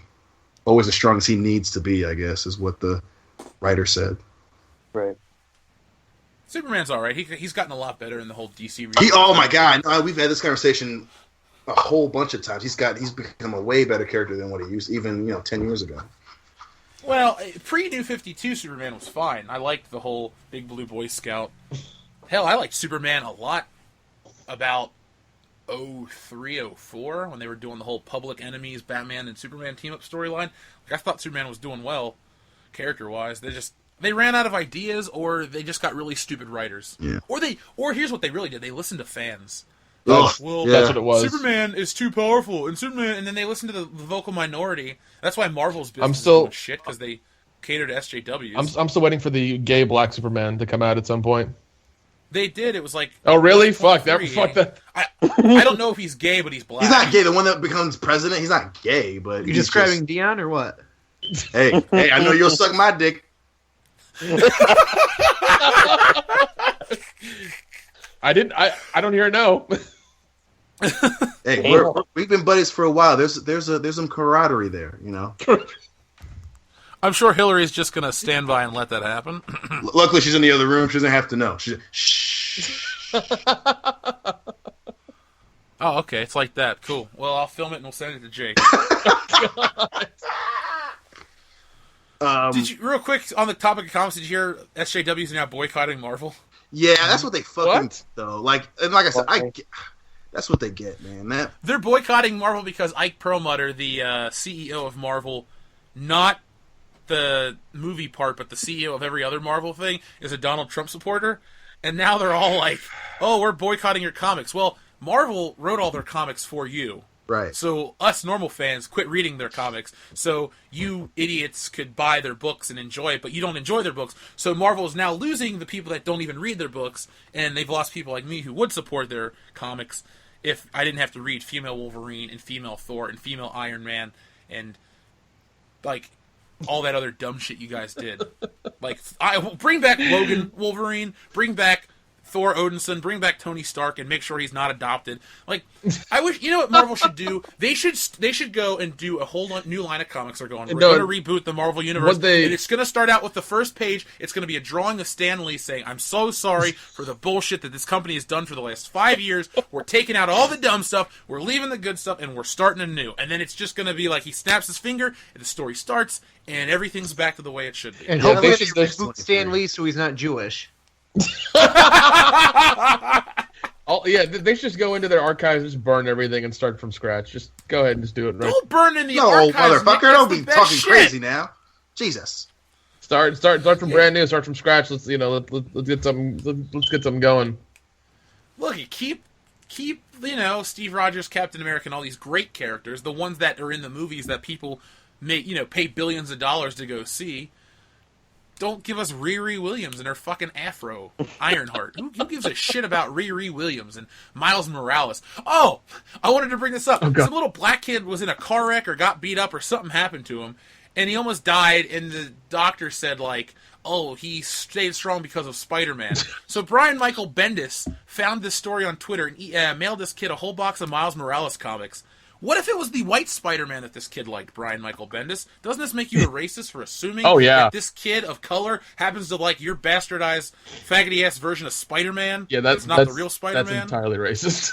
It's like, you're a piece of shit, dude. Like, I don't care what you try to say and what kind of goodwill and good intentions you had behind it. Like, it also sounds like he's pushing an agenda. Assumptions. Yeah, like, okay, I'm half black. If I was in an accident and said, oh, I was inspired with Spider-Man to, I had great responsibility, blah, blah. If Marvel mailed me Miles Morales shit, I'd burn it in the fucking hospital. Like, I don't want your dumb shit. Don't assume that someone's black or Hispanic and they want your stupid version. Maybe they want the good classic version. Peter Parker before he was fucking Tony Stark and all that dumb shit they're doing. How would you feel if they sent you a comic book that every other page was alternating between Peter Parker and Miles Morales? I would just read the alternating pages of Peter Parker and then burn it anyway. I refuse to support that Spider-Man. Like if it made sense for a black kid to be Spider-Man, fine. But it doesn't make sense for anyone else to take up that mantle and have those random powers. That one is like years younger than Peter Parker. Because this is an Ultimate character. So Ultimate Spider-Man's like 16, and this kid's like 12 or 13. Why the fuck was he, how was he involved with that kind of accident? Like, how did he get the spider powers that would actually make sense? You don't, okay? He would have to be there with Peter on that day because it would have to be like the same spider. You can't really replicate it. Look at what happened to Blonsky when they tried to replicate the Super Soldier Serum in The Incredible Hulk. He turned into the Abomination. Why does this little kid become Spider-Man? Because lazy storytelling. It would have been interesting if that kid, like, mutated into Man-Spider half the time, and the dilemma was like, oh, am I gonna be Spider-Man or Man-Spider, and will I kill or will I help? And that would be a cool story. Yeah, that sounds like a lot better one than them just pandering to other people. Marvel, pay me $200,000 a year and I'll redo your whole line for you. I'll get these guys to help me. Yeah. Well, not you, Phil. You don't read comic books. No. I want to help. I want to get paid. Yeah, you can help, dude. You're going to write Doctor Strange. No, Dustin's going to write Doctor Strange. You're going to write, name a Marvel character you actually give a shit about. I guess Iron Man. Shit, give me Iron Man. You and Dion got to share scripting duties That's on that one. fine. I feel like Dion would love the shit out of some Iron Man You stories. fuck it up, I'm going to choke you out. Hey, that sounds like a good time to me. It's a 50-50 deal, Dion. You got to work on Iron Man, too. I'll take it. You got to make James Rhodes more likable from the movie, and you got to make Tony Stark That's not a not cunt. possible. Even I know that's not possible. No, you fucking I don't. will. No, I guess I'll take do care it. of the Spider-Man reigns. And Dustin, you should also write Captain America, but make him like the most pro-American thing ever. Fuck Like, yes. It's gonna be make huge. him. Yeah, make him huge. Make him huge. I think that would be a good topic for one of our shows in the near future, where we discuss how we could save a Marvel Comics character that's been ruined by the progressive left. We all pick a character, and we all pitch like the outline for a single issue for a reboot. Like, let's say that World Class Bullshitters reboots the Marvel Universe. We all pick one character, God. and they all get an issue 1, and we have to come up with a plot for it. I think that should be next week's episode. Oh man, come on, not in a week. You gotta give more time than that. Shit. How much time do you think fucking the Marvel writers put in? 3 hours? Well, to 20 be fair, minutes. Nick has to go promote his movie this weekend. Yeah, and like he'll that's probably like get shit-faced. I'm merely asking for like two. I'm asking for 2 weeks. That's what I'm asking for. That's what I'm asking. I think that's I think fair. we can do that. Fine. What character do you want? I'm gonna let you guys assign me one so I can have to do research and actually write something out. Yeah, I think Jeff should assign us characters. That way, it makes it more challenging for us. Well, Dion and Dustin can pick their character since they have Captain? You pick Captain America. Dion, who you taking? It's between Iron Man and Daredevil. Shit. Fuck it, I'll take Iron Man. Continue the rivalry. I will do. Obviously, I'll do Spider-Man. The only thing in Marvel's defense is Spider-Man's not too SJW. It's just stupid. So mine's not going to be as politically charged as the other ones will, but I'm going to do my best to save it. Nick, you should look up Moon Knight. Ooh, Moon Knight. Seriously. My favorite heist. Seriously, you laugh, you'll like it. Oh, God. Loudy, no, that would be wrong. I would say look up the NFL Super Pro comic books. You'd like those. He's seriously a superhero that is an NFL superstar by day, superhero also by day, and he fucking runs around with the NFL logo on his chest and fights crime. I'm good on that. Give me something that's going to challenge me. Doctor Doom. Yeah, the whole Doctor Doom. You gotta do something with cool. Yeah, well, the Fantastic Four's gone. Yeah, you should do the Fantastic Four and Doctor Doom, like one story where they're all there. Okay. And you can't copy the movie. Probably a good thing. Phil, your character will be Wolverine. All right. But you got to know where Wolverine is right now in the comic books. I'll look it up. All right, cool. Because if you need help, I got the book sitting in front of me. Cool. Like, literally, it's right here. I'm touching it. Bring it with you That's someday. me touching it. Now, you better be good. It's a holofoil cover. Deluxe edition. Oh, you know I take care of shit. Okay, so I guess that's going to be a really fun thing. So fans, in 2 weeks, obviously tune in next week and any subsequent videos in between now and then, but in 2 weeks, mark your calendars, it's going to be the 60th episode, and it is when World Class Bullshitters reboots the Marvel Universe. And by the way, this is the 200th video of our channel, so yay. Hooty-hoo. Celebration. I should drink a beer or something. Get on your knees, bitches. I got some DMT left. I should go dream. There you go. There you go. So that was our debate. Listeners, as always, you can decide who wins. Just tell us in the comments section below. And if you want to shoot us an email and tell us who won, that's worldclassbs@mail.com, the best mail. .com. Thank you. I bet Dan is missing this part of the show right now. It really is. Like, he knows he fucked up. He's probably masturbating to Sigourney Weaver or something. I don't think asshole. What'd you say, I Dustin? don't think he has the lung capacity to beat off. How horrible would that be? Like, either if you get up or you die. Although it'd be I kind think of I would kinky choose where death. you're getting asphyxiated right as you're orgasming, so I bet he gets that every time. Well, that's for voluntary because you're something's choking, something's resisting, restricting your airwaves. His is just like it's a medical issue. We call that a David Carradine around these parts. Damn. No, but listeners, just tell us who you think won the debate, and pitch your own supervillain teams. And by the way, if it was Reality's Frank or Christopher Littleton or Dark Knight, thanks whoever gave us that, and tell us in the comments too, and we'll give you credit on next week's episode.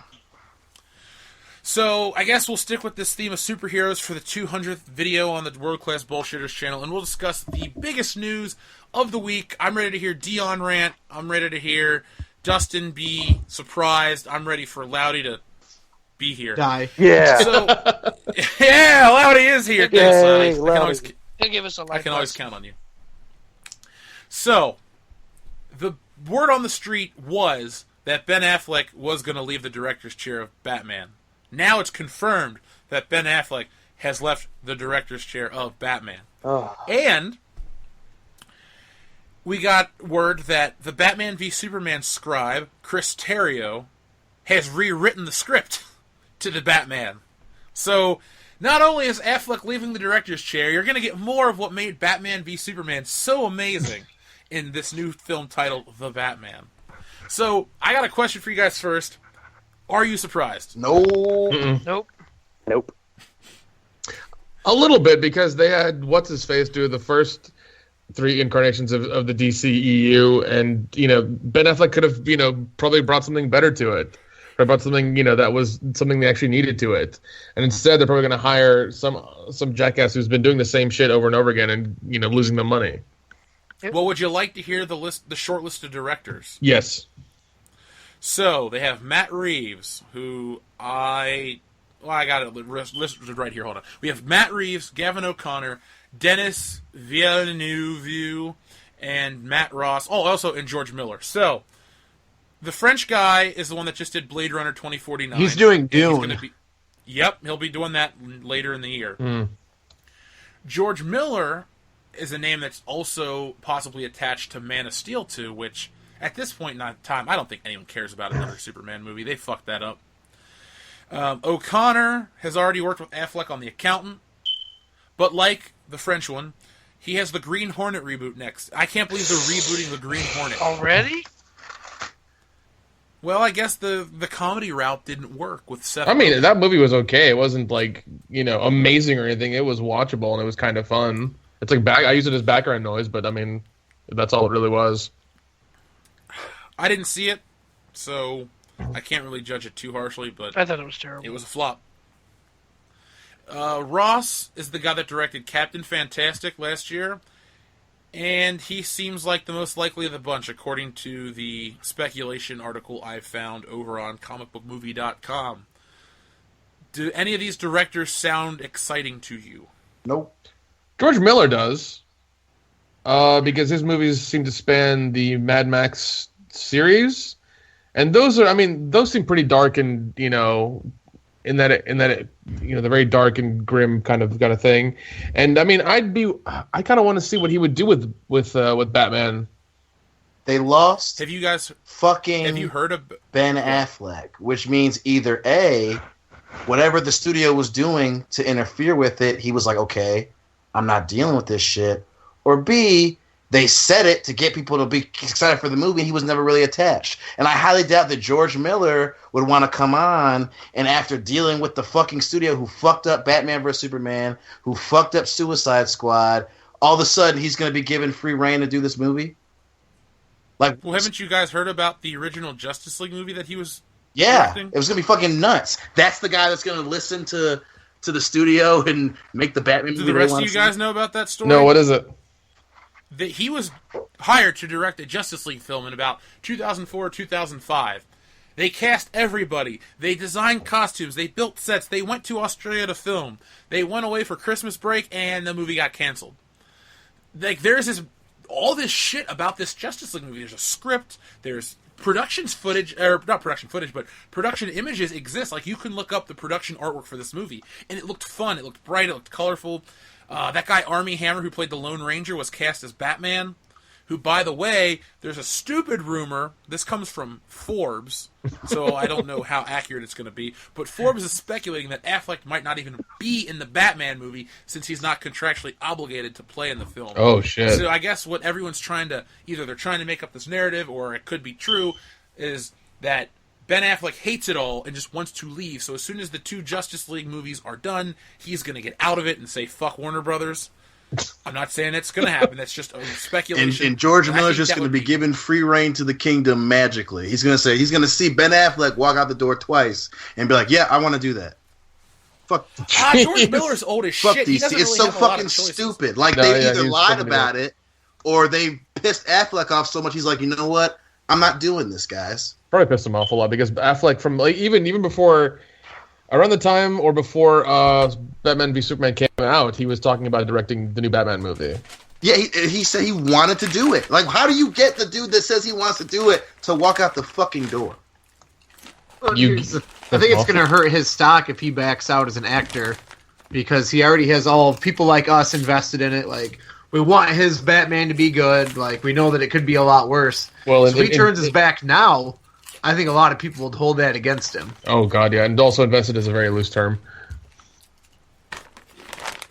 It's just like this, and this is why I said before. This is why Suicide Squad had to work, because you had to not only make a good movie, but prove that you can handle what the fuck you're doing. And Ben Affleck, who for the most part reinvented his stock in Hollywood with good movies and fucking paying attention to his craft, you made him walk out the fucking door. And then, oh yeah, well, we'll get George Miller. Like, everyone's gonna say, oh yeah, man, that makes sense. Fuck you. I think you're too hung up on the George Miller possibility for Batman. I'm pretty sure he'll stick with Superman. Maybe he'll direct a Justice League sequel. I don't think my whole point of this episode is I don't think the DCEU is going to last much longer. It's limp. Look, it never took off. It limped along. You know, like Iron Man was a huge hit. The Incredible Hulk was less of a huge hit. You know, and people can talk shit about Thor, but in Captain America, but those movies made money, and they were building towards the Avengers, which is one of the biggest movies of all time. Nothing from DC is in that category, and the DCEU came out at an unfortunate time because it literally launched 1 year after the Nolan trilogy ended. And almost everybody loves that trilogy. It's one of the best superhero trilogies of all time. I mean, most are going to argue it's the best. I'll say it's the second best, but only second to Captain America, because okay, never mind, it's not important. But my point is, you launched after something that was universally loved, and then you released something that's kind of just meh. Like, everyone's in the middle about it. Nobody loves it and says it's the greatest thing ever, but no one's going like, it's the worst thing ever. And then Batman v Superman, and then Suicide Squad, and now Wonder Woman sounds like a bunch of shit. Are they ever going to have a $1 billion hit on their hands? No. I bet $1 billion if they bring loss in Nolan there. back, I bet if they can convince Christopher Nolan to do one more movie for them, it hits the $1 billion mark, because that's how you market it.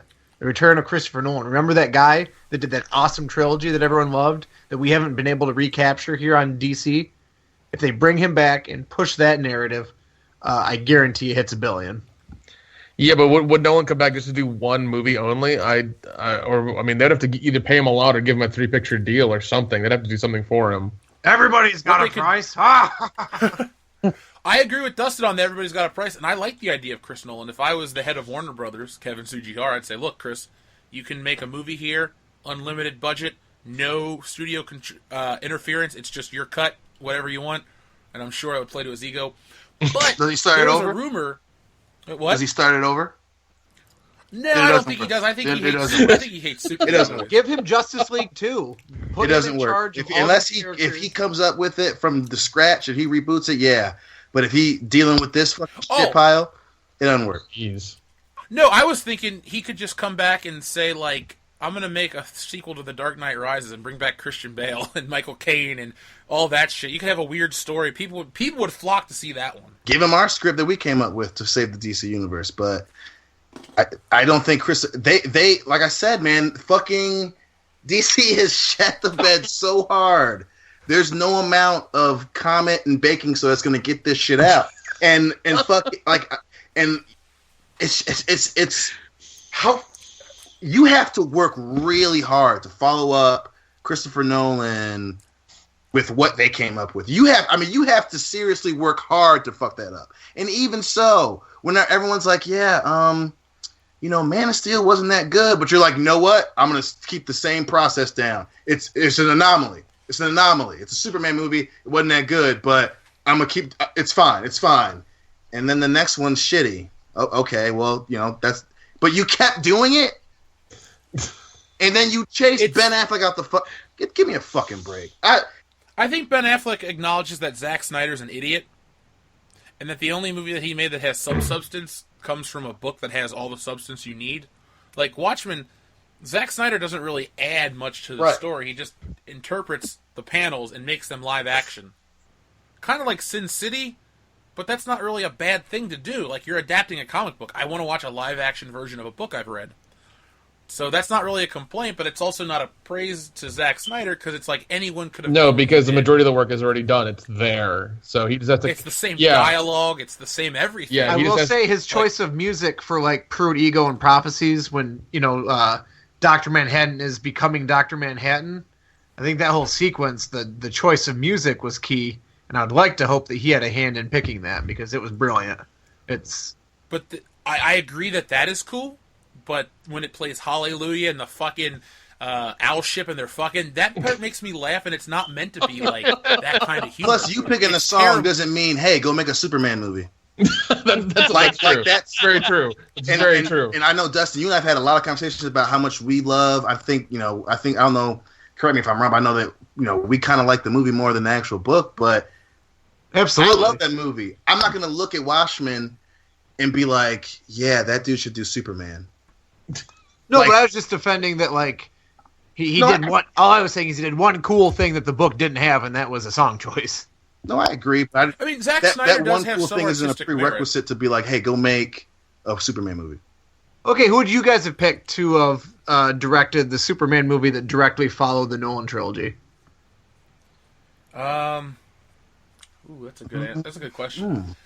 I know I would really like it to be Richard Donner, but he's old.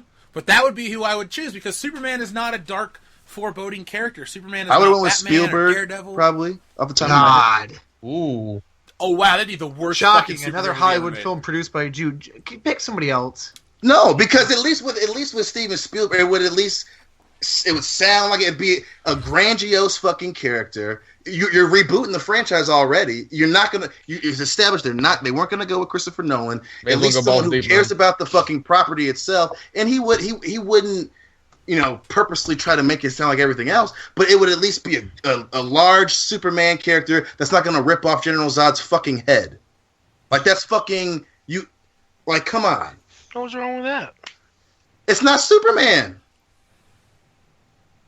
That's not Superman. I mean, are you calling for Spielberg now? No. or I'm Spielberg saying off of the top his of my golden head era? from the beginning. If they're rebooting, they're going to create their whole different universe.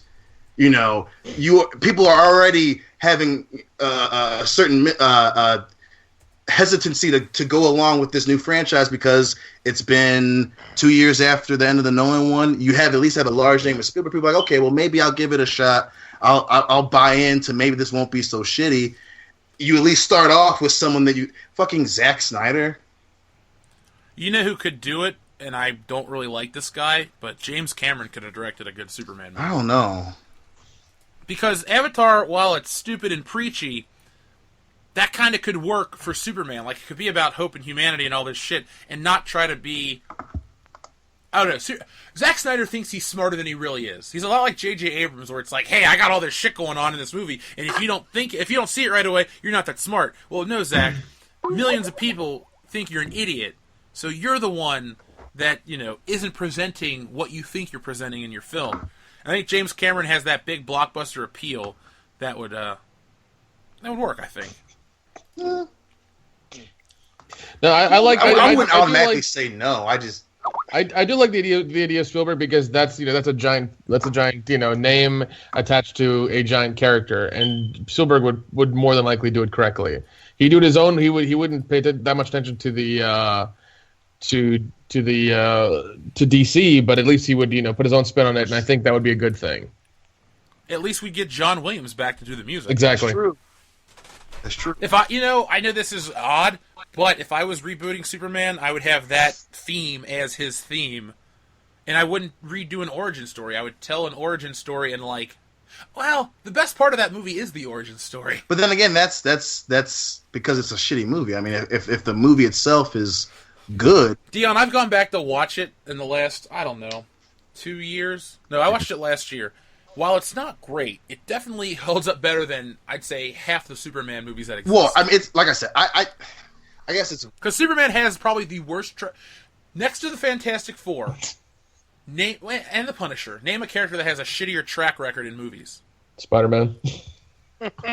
No, Spider-Man has more quality films than... True. Superman. Yeah, but they keep Like, Spider-Man 3 is shit. I'll give it that. Like, I'm never going to say it's the greatest movie ever. But Spider-Man 3 is better than Superman 3 and 4 and Superman Returns and Man of Steel. Like, at least that movie follows something. Like, the old Superman movies just kind of restart over each time. The continuity's retarded. Like, Lois Lane's randomly not in the movie.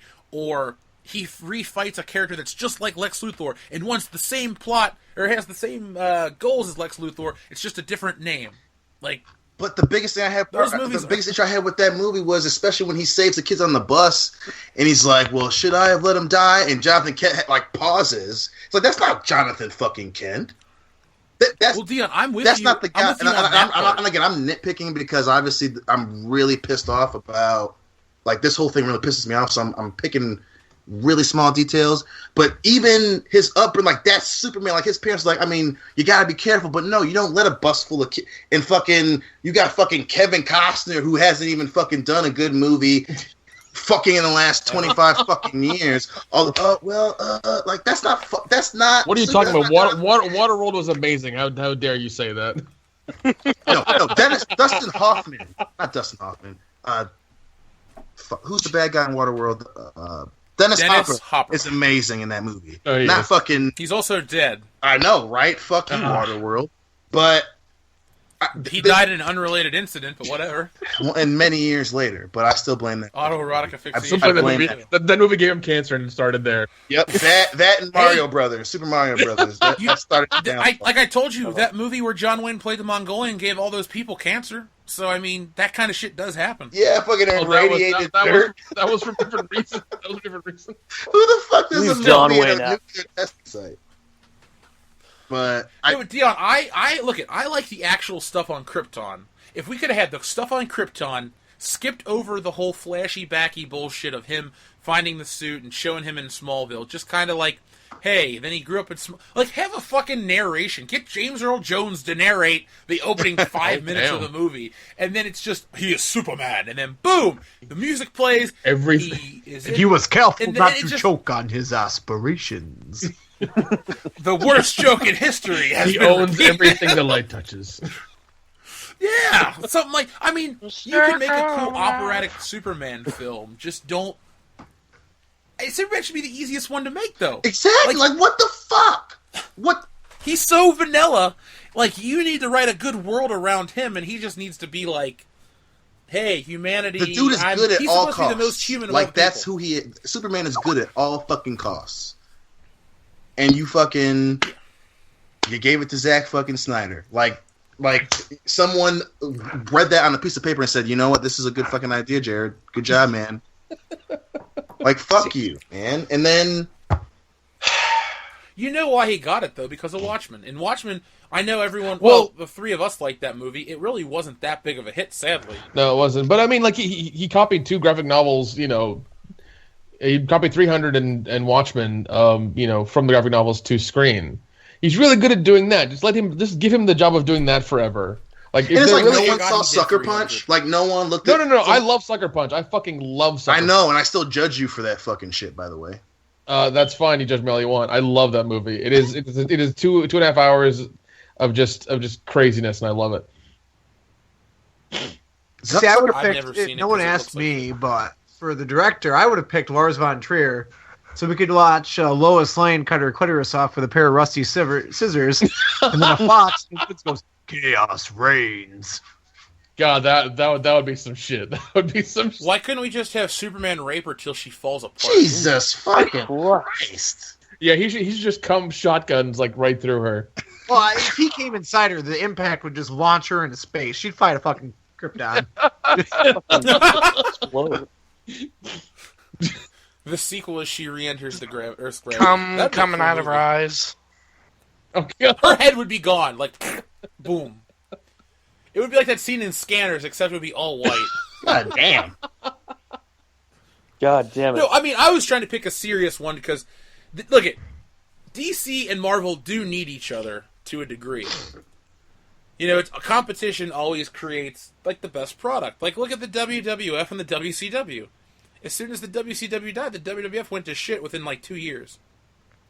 You had the Ruthless Aggression era, and you had like the post-Ruthless Aggression era, which was cool. But as soon as Cena rose to fame, you had that 07 bullshit on, and wrestling was just lazy and stupid and the same old shit. Marvel and DC need a competitor to bring new ideas, not to get lazy. That metaphor made perfect sense, because if anybody's fucking WCW right now, it's goddamn DC's cinematic universe. Cinematic universe, yes, but no, for sure not. Marvel I'm saying, but the cinematic universe, now. like, it's almost as if Vince Russo's fucking picking how this shit's working out right now. He's the powers that be. Look, Marvel is literally the biggest thing cinematically in the world right now. It's in 9 years, it's overtaken every other franchise. DC could have been doing that shit, like we said earlier, guys, had they just continued Superman after Dark Knight Rises and had Christian Bale come out of retirement to fight Superman, and then realize. And he said he wanted to really do it too. That's what pisses me off. And he would have been great. He totally said, he's like, yeah, I'd be down to do like.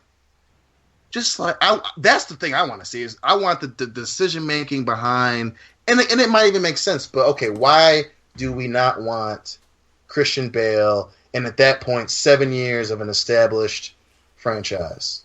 We don't want that history. Nope, they need to just fucking roll a dump truck full of money to his front door and just get on their knees and say please.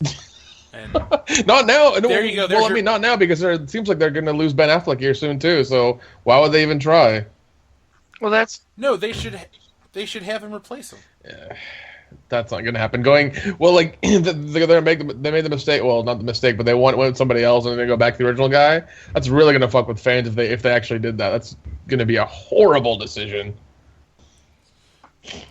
I think they'll double down. They have to. Decision. They have to.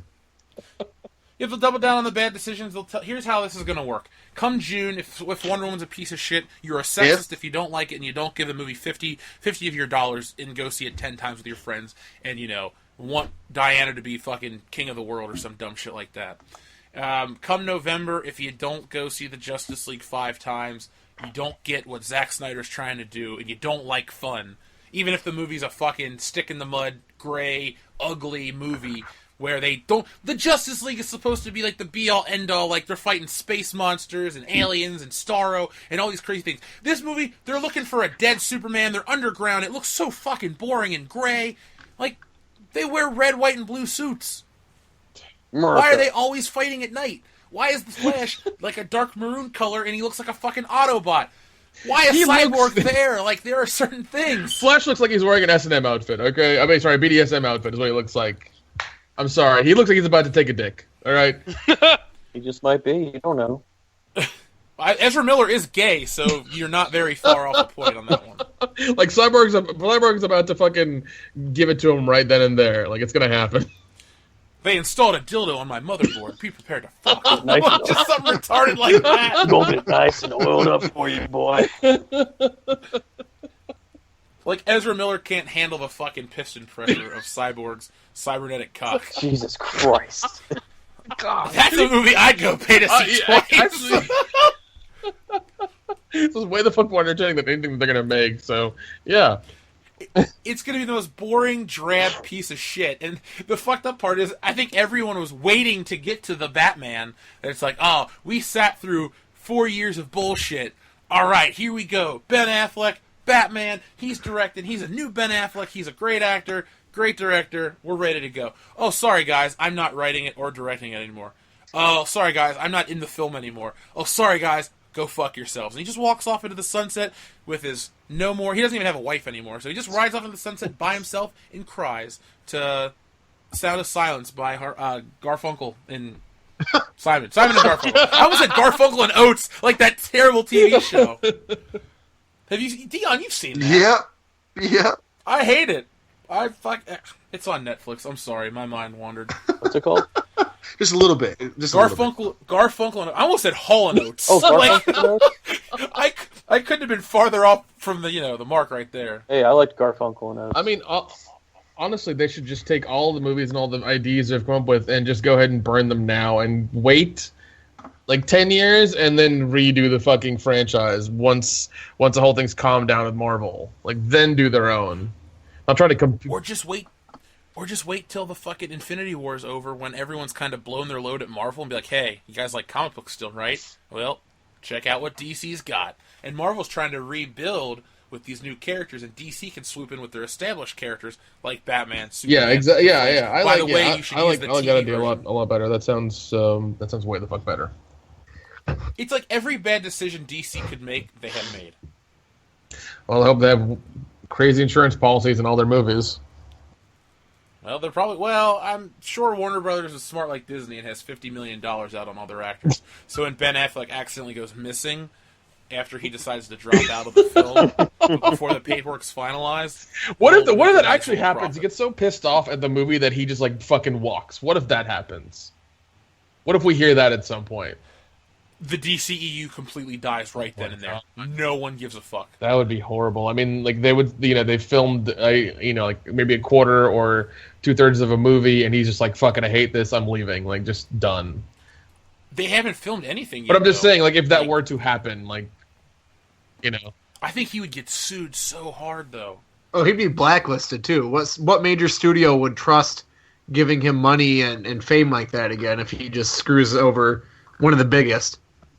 Well, I mean, Disney would, out of spite, to say "fuck Warner Brothers." Do you want to be in a Marvel movie? they would, They go, okay. They might do that. They really might do that. I would say that would be a thing. Okay, what Marvel was Kevin character Feige- that hasn't been played yet could be played by Ben Affleck? Here's a question. Ooh. Ooh. I like how everybody went ooh and went silent. Wonder Man's a shitty Wonder Man. character, so How is he Wonder looks Man like the Ben first Affleck. motherfucker you think of? because he looks like Ben Affleck. He's white. He's Ben Affleck. It's the No, gloves. Wheeler. It's the gloves. It's a gloves. So Ben Affleck could possibly play. Let's see, Have I'm him looking through a list of when Marvel characters. original gets back Fantastic Four. Have him play Reed Richards. Ooh. That's actually a good choice. Yeah. I actually would rather have John Hamm play Reed Richards. Who? John Hamm from Mad Men. Ooh. Oh, that's he even can play better. Doom. I would have rather had John Hamm play Superman, because look at him. Superman's supposed to be an Yeah, older that's true. guy. John Hamm looks like Superman. Listen, you Henry keep using Cavill common sense doesn't. for DC movies at this point. You're just gonna make them all sit back, and when they finally listen to this episode, because I'm sure that they will, they'll say, "God damn it, we fucked up." And then all of a sudden, there's no more world-class bullshitters, and I tweet out a tweet, "Hey guys, I got picked up by Warner Brothers. I'm going to help them make their movies. Well, the show will be back in 6 months." Yep. I'd make that sacrifice. And then you guys will just be like, "You'll have to go on without me. Who's going to edit the show?" I can edit the show. Crickets. Nick. I'll edit Nick. the show. It's fine. I need you to put a low-pass filter over everyone so we sound like we're outdoors or some dumb shit like that. I want to make you go through the same bullshit you went on Strip Club. Massacre. I can do that. That's fine. That's fucking cake at this point. Don't you miss working on the movie every minute of your No, life? I don't actually. In fact, I really haven't stopped. Well, the DVDs are out, right? The DVDs, okay, the DVDs that you've seen pictures for are only for Indiegogo. Only for the Indiegogo campaign. That's the only thing that they're there for. That's why that the distribution deal we have, the company is allowing us to only fulfill those orders. They're going to be the ones who actually make the DVDs and sell them, and we get a portion of that. Can I give you $20 for one of those DVDs? No. Damn it! Can I watch it? No. Do you say no to everything? Yes. The lie detector test determined that was a lie. You are the father, Nick. Oh, No! He's Did you guys work with a band called Mercocat? You mean Mercaset? Yeah. Yep. Okay, because I'm looking up Strip Club Massacre on Amazon, and I see that like a month ago somebody really started releasing music called that, and I was like, "Ain't that some shit?" But They actually contacted us because they made that name up for the song. And they're like, hey, wouldn't it be fun? And we're just like, oh yeah, it would be. Give us your music. give us your music. What a story. Yeah, it's a real page turner. Say that again. Real page turner. I do enjoy like we've put movie making on a pedestal, and you're like, no, we just made a phone call and it happened. I mean, if you've worked on a movie before, you immediately realize that it's not this wonderful thing that you put on a pedestal, and it's like not magical at all, nor is it fun, nor is it achieving a goal, because it's all just grueling fucking work all the time. It's like making a comic book. It sucks. Yeah, it's just constant grueling fucking work. Somebody's always yelling at you, saying like, "Hey, this doesn't look right. Can you fix it?" And you're just like, "I could, but I could also just not do it, and it would still be just as fine." So, Does it bother you that it's the people that have no artistic talent that are criticizing your work? yeah, and now I know what it feels like to be on the other end of critiquing films. To be the person who's like been involved in that process and being like, you have no fucking idea what we went through to get this done or to do that or any of this stuff. Like, I get that now.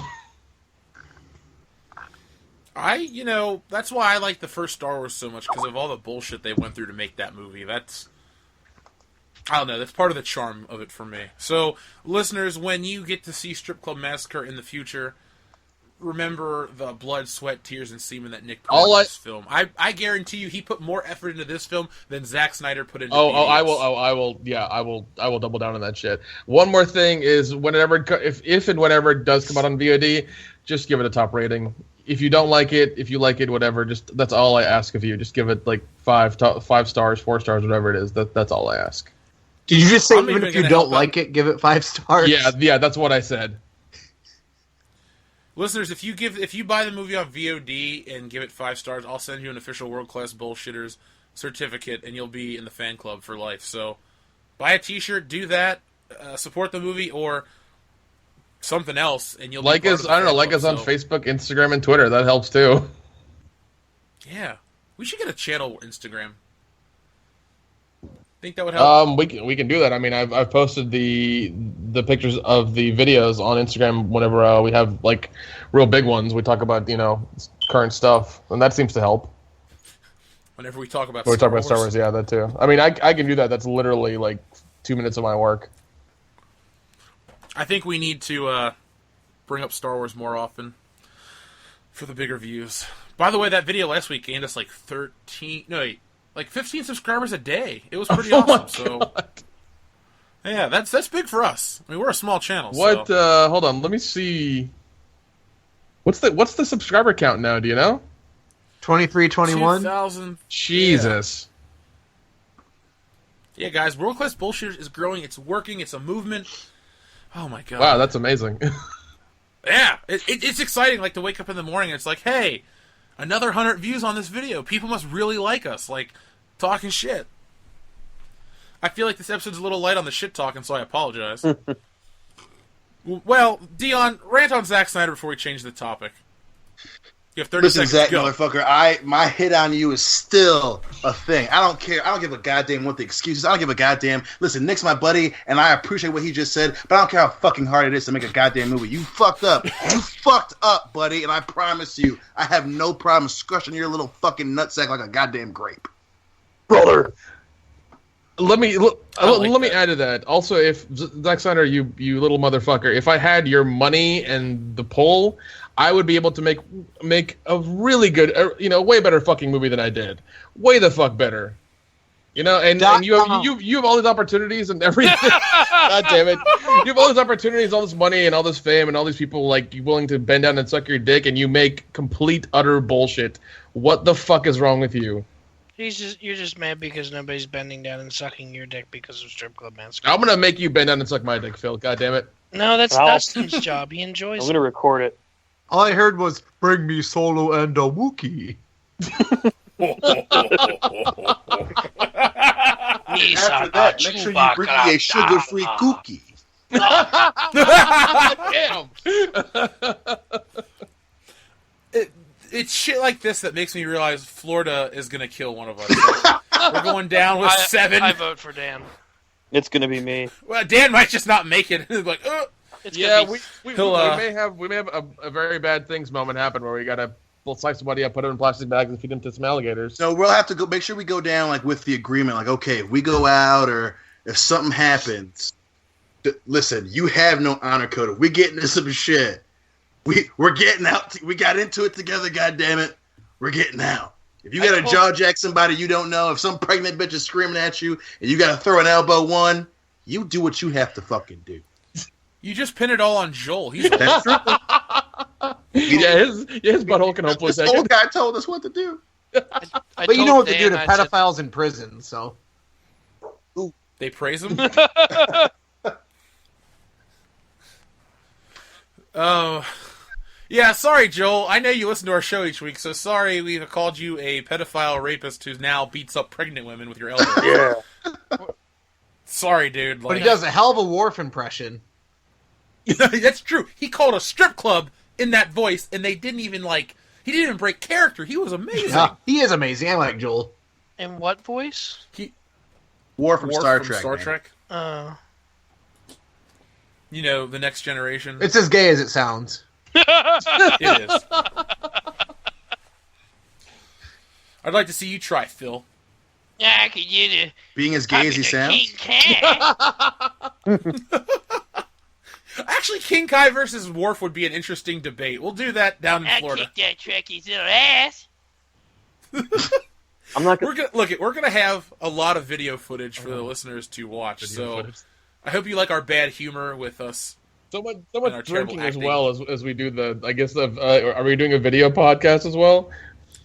I'm making our listeners a guarantee. There will not be a single video we release without us being Oh God. Okay. like, no one's going to be sober at all in these videos.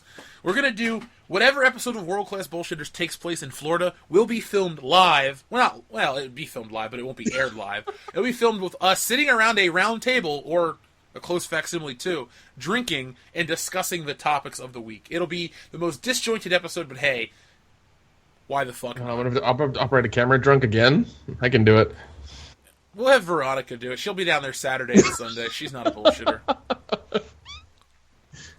She'll just be like, hey guys, I'm here. I'm like, all right, make us dinner, operate this camera. That's all we ask. So, Nick, last week you nominated me to write a letter to myself. Yes, I did. Now, before I read my letter, I have nominated Dion. So, Dion, next week, you have to read your letter aloud to the class. Yo, this will be so fantastic. Oh, I know. I'm so excited to read mine. So I'm not going to put any Incredible Hulk music on it, so I can try to monetize this video and make $1. Or two. You know, this is a lot of Find work. a general sad song to put. I'm just going to type in sad piano melody and just play it over it. See, I feel like if I would have done that last week, everyone would have got the joke. But, you know, whatever. The joke was worth it. I'm sorry. I don't mean to bitch about $2. It's just...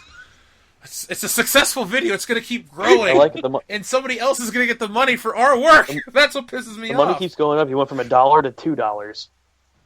Yeah, it's going to hit 2,000 views this week, dude. And then 4,000, and so on, and so on. And we're going to miss like $20. All We the could've way went and up sold the new to the Spider-Man Milky movie for Way, free. yeah. All the way up to the Milky Way. Oh, the cream of the crop. God, I wish we had you in person, Dustin, to do Macho Man impressions. Thank you. You versus Dan is Hulk Hogan. Oh, I'd Dan video doesn't that mean shit Hulk all Hogan. fucking day. And if I could do voices, I would try to talk like The Rock, but I can't. So I'll just talk like me and say candy ass a whole bunch. You do a pretty good rock. I mean, I could raise my eyebrow, and I could do the people's elbow, but that doesn't help me cut a You can promo. talk shit. Like- You can talk shit like nobody I know. Well, other than Dion, of course. I can't talk shit, but it'll sound like me. I can't, like, I don't know how to even mimic his voice. Like, I just don't know where to start. Is it low? Is it southern? It's weird. His voice changes over the years. Practice, Southern. practice. Well, you know, speaking of changes over the years, let's hear what 28-year-old Jeff would say to 16-year-old Jeff. Dear Jeff, if my calculations are correct, you should receive this letter moments after your 16th birthday. I'm writing this to you from the year 2017. First off, get your ass in shape. Next year, when you return to the world of private school, you'll be thrust onto the varsity football team. I just want you to have a heads up on the future bullshit you're going to endure. While you're finishing up your tenure of public school, I have one piece of advice. Fuck. There are quite a few girls in that school that are easy and you could have bagged. Go for them all, because next year you'll be gone at another school and they'll never be able to find you. Also, if it hasn't happened already, your English teacher is going to hit on you. Just go with it. What? You've already started working at Rise with your mom on weekends. The job does suck, but you enjoy working with your mom. And when you get a chance, bang that girl Anita. Although you'll get to feel her up in the back office, get her to show you those chocolate milk jugs, and on your last day, take my advice again and fuck. Elder is going to be great. You'll make a lot of new lifelong friends, but Douche Canoe is one of them as well. Remember to smack him in the face with a dildo. On the football field, get angry and be aggressive. Though it may seem like a waste, it is. So fuck it. Just do the bare minimum to keep your scholarship, and don't worry about football anymore. You're going to go to college next year and pick Michigan State. But whatever you do, don't take out any private loans. Stick with the government this time. At Michigan State again, take my advice and fuck. But also lie. You will be asked numerous times if you're on the football team. Tell everyone yes. In March, you will meet Dion and Dustin, and you will go to your first strip club and learn how cool the second floor of Rather is. Instead of hanging with those losers on the third floor, go down there early in August and hang out with those guys. They like wrestling, comic books, and Star Wars. You'll never run out of shit to talk about. Over the summer, you will suffer the worst time in your life, working for 7-Up. If you're smart with your government loan money, you won't need this job. Spend your time staying fit, reading art books, and practicing how to draw. P.S. The 4th Indiana Jones movie is garbage, but Iron Man is going to start something huge. Also, there will never be another Tobey Maguire Spider-Man movie. Back at school, enjoy this year thoroughly. It's going to be the most exciting time in your life. Grades will be great, your floor will be cool, you'll travel the country, and there'll be a black president. But he'll suck, and you'll become a Republican later in life. Swerve. This year, you'll also be at a crossroads. You get a real serious girlfriend, but you'll also have 3 other opportunities that you may want to explore instead. Girl 1, Chanel, she's the hottest. You both like each other, but she gets pregnant the following year. That could have been your kid, so stay away from that shit. Then there's the girl Lauren. You'll talk sex in the cafeteria in one day, and then you'll wonder what if the whole rest of the year. Then there's Nana. She's cool, and she'll offer to let you draw her naked. Side note, watch Titanic a few more times, because so many girls will ask you to draw them like your French girls. Just learn the lines and talk to them like Leonardo DiCaprio. Back to her, though. Years later, she'll tell you that she should have married you. It'll throw you off guard. Finally, you'll end up dating Amy. 70% of your relationship will be cool. You'll date for a year, bang a lot, and then it ends abruptly. Within the span of a single weekend, though, you'll be over it thanks to Dustin. Years later, she'll try to reconnect with you on Facebook. Just ignore her. Surprisingly, the breakup puts you on the fast track to being close with Dion. You guys drink a lot. And if you keep up with your government loans, you'll be able to stay at Michigan State. If you don't, you'll have to drop out of school and transfer back to Cincinnati. If it happens, it's not the end of the world. You'll get to hang out with that dude from B-Dubs, Joel, who happens to be a pedophile, but also likes wrestling.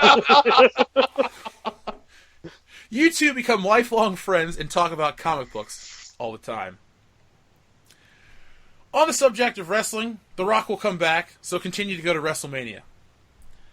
The next few years become a blur. You'll go to UC, you'll graduate on the dean's list, and you'll start a business and become a paid artist. I'd like to give you the know-how to speed up this process so you can be there 5 years earlier, but it's the journey that counts the most. So, on second thought, I'll be coming back to intercept this letter, because if any one variable changes, we wouldn't be here at this moment, with this podcast, with these people, and the endless opportunities we have in the future. So I'm just going to leave you a note that says, get your ass in shape, because 28-year-old Jeff will really appreciate it. So that's all. That's what I had to say to myself from, 12 years ago. Not bad. Good job. Not at all. Yeah, I'm pretty happy where I am, so, I mean, I don't look like Hulk Hogan, so none of our listeners are going to be able to laugh at me like, Dustin's, which still... Nick, yours was amazing with the Hulk music, but Dustin still wins. All right, so it is now time for fan mail and all that good shit because it's the end of the episode. So, as always, you can contact us via email at mail.com, thebestmail.com. So, let's log into our email account, and let's see if Gwyneth Paltrow has sent us anything. Dion, what's the over-under on her emails to us from goop.com? Ooh, I think the odds are pretty goddamn good, buddy. Pretty good. Love me some All right, Goop. so, I love you. Loudy, I know you love Goop. Man, Goop. I feel like that would be your wrestling name. Dude, I had so many names that I tried to go through. I can't even remember them all. Man Goop would have stuck. It would not. Well, Man Goop does stick to you. Okay, so our first email actually comes from goop.com at 4:23 p.m. It says, "Later, brah." I'm not going to read that. Also, our next email says, "Do you know these 4 heart attack warning signs?" Thanks. We got mentioned in a conversation on Twitter from Jamie. Guy or girl? It says Epic Forger. Let me click on the actual name. I believe it's a man. I thought the tweet was going to be bullshit, but it's actually a legitimate tweet from a fan, and while we're finding out if it's a man or a woman, Jamie asks, have you seen Star Wars Rebels? To me, it's pure Disney cringe. Yeah, I watched a few Jamie, I have episodes. not. I think Jamie's a dude, but their picture is of a scout trooper, which is cool, and a TIE fighter attacking a Sith Lord. So It's either a dude or an This ugly dude's girl, so... Yeah, no, But they have impeccable taste because they love Star Wars. So, Jamie, thank you for tweeting us. We appreciate it, or I appreciate it. And, I think Jamie's the only person to actually contact us this week over Twitter. Yeah, I mean, except for Nick Udom, he likes all of our stuff. I'll do what I can. And Brain Muffin, a.k.a. Brian Lape, retweeted one of our tweets. Yeah. Thank you, Brian Lape. You're probably one of the reasons why last week's video had so many views. I like Brian. I do too. Loudy really likes him. Yeah, he's a cool guy. They're getting a place together when his kids turn 18. Nope. Hopefully they'll be able to adopt some Asian kids.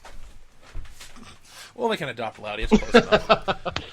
So, for as few tweets as we have a ton of comments on last week's video, which clearly I can't read. Well, I can, I just won't, because we're already at 2 hours. So, Dion Green comments, take 1 week off and those fuckers open up with tampons. Never again. Thanks, Dion. No problem, buddy. Nathan Simmons says, Star Wars, Jurassic Park, the original Ghostbusters, Shrek, and Toy Story. Those are important and favorite franchises I grew up with. With these franchises, well, that's just repeated. He just loves them. He says nowadays people like franchises because it's a cool thing to do. Justin B6699, I'm not going to read your whole response, but I love what you wrote. You know what you wrote. Really quick, Jeff, I don't mean to interrupt, but I just see that Matt Allen just posted a new comment. Oh, yeah, I see it. I ignored it. Every time you go on about softcore gay porn and wrestling, I wind up tuning out. That's 85% of the show. Yeah. Softcore gay porn. So, like we told Anthony Perez last week, this may not be the show for you. Nope. yeah, I thought Matt Allen used to be cool, but if he's not into softcore gay porn, get the fuck out of here. I know. Yeah. Go suck clitoris. Sorry, bro. homo. Go suck clitoris, homo. Oh, but the Dark Knight happened to go off and watch my Italian Beaver picture. Yeah, he masturbated Malibu, all the about malicious it. whore. Yep, he said, Jeff, I found the movie, and man, I was busting all kinds of nuts. That woman had big boobs, yes, LOL. She was beautiful. My God, she was a busty, blonde Italian lady. She was kind of a MILF. I was very happy with that. Cap285 says, don't ever change, WCBS. And then Not Your Father's Clitoris Challenge, I'd like to call him the hero of our channel, says, they won't cap, I'll make sure of it. Joseph Dooley, who's a good listener to the show, says he has a theory why the Empire built a second Death Star in Return of the Jedi. It's that the Emperor did it specifically to bait the rebels. He even snuck them the plans to lure them and trap them. He even changed the design of the Death Star so it could target spaceships. It's a brilliant tactical move that appears on the surface as hubris and overconfidence. That's actually cool. Yeah, it's very cool. It also didn't work. JT's Let's Play says, hey, Jeff, give that Rob Dyke video another chance. JT, I did, and I resubscribed to the channel, so thanks. A lot of people hate the fucking title of The Last Jedi, especially Phantom Big Boss, which that's a pretty cool name. As they should. Dark Knight also comments, Dustin should write a book, Dick Tales with Dustin. Dustin responds, that's actually the plot of my next children's book. Jeff is illustrating it. Oggs for President chimes in, will Nick make the movie? Yes, Oggs, yes he will. So that's the new Saturday morning cartoon, Dick Tales. Ooh.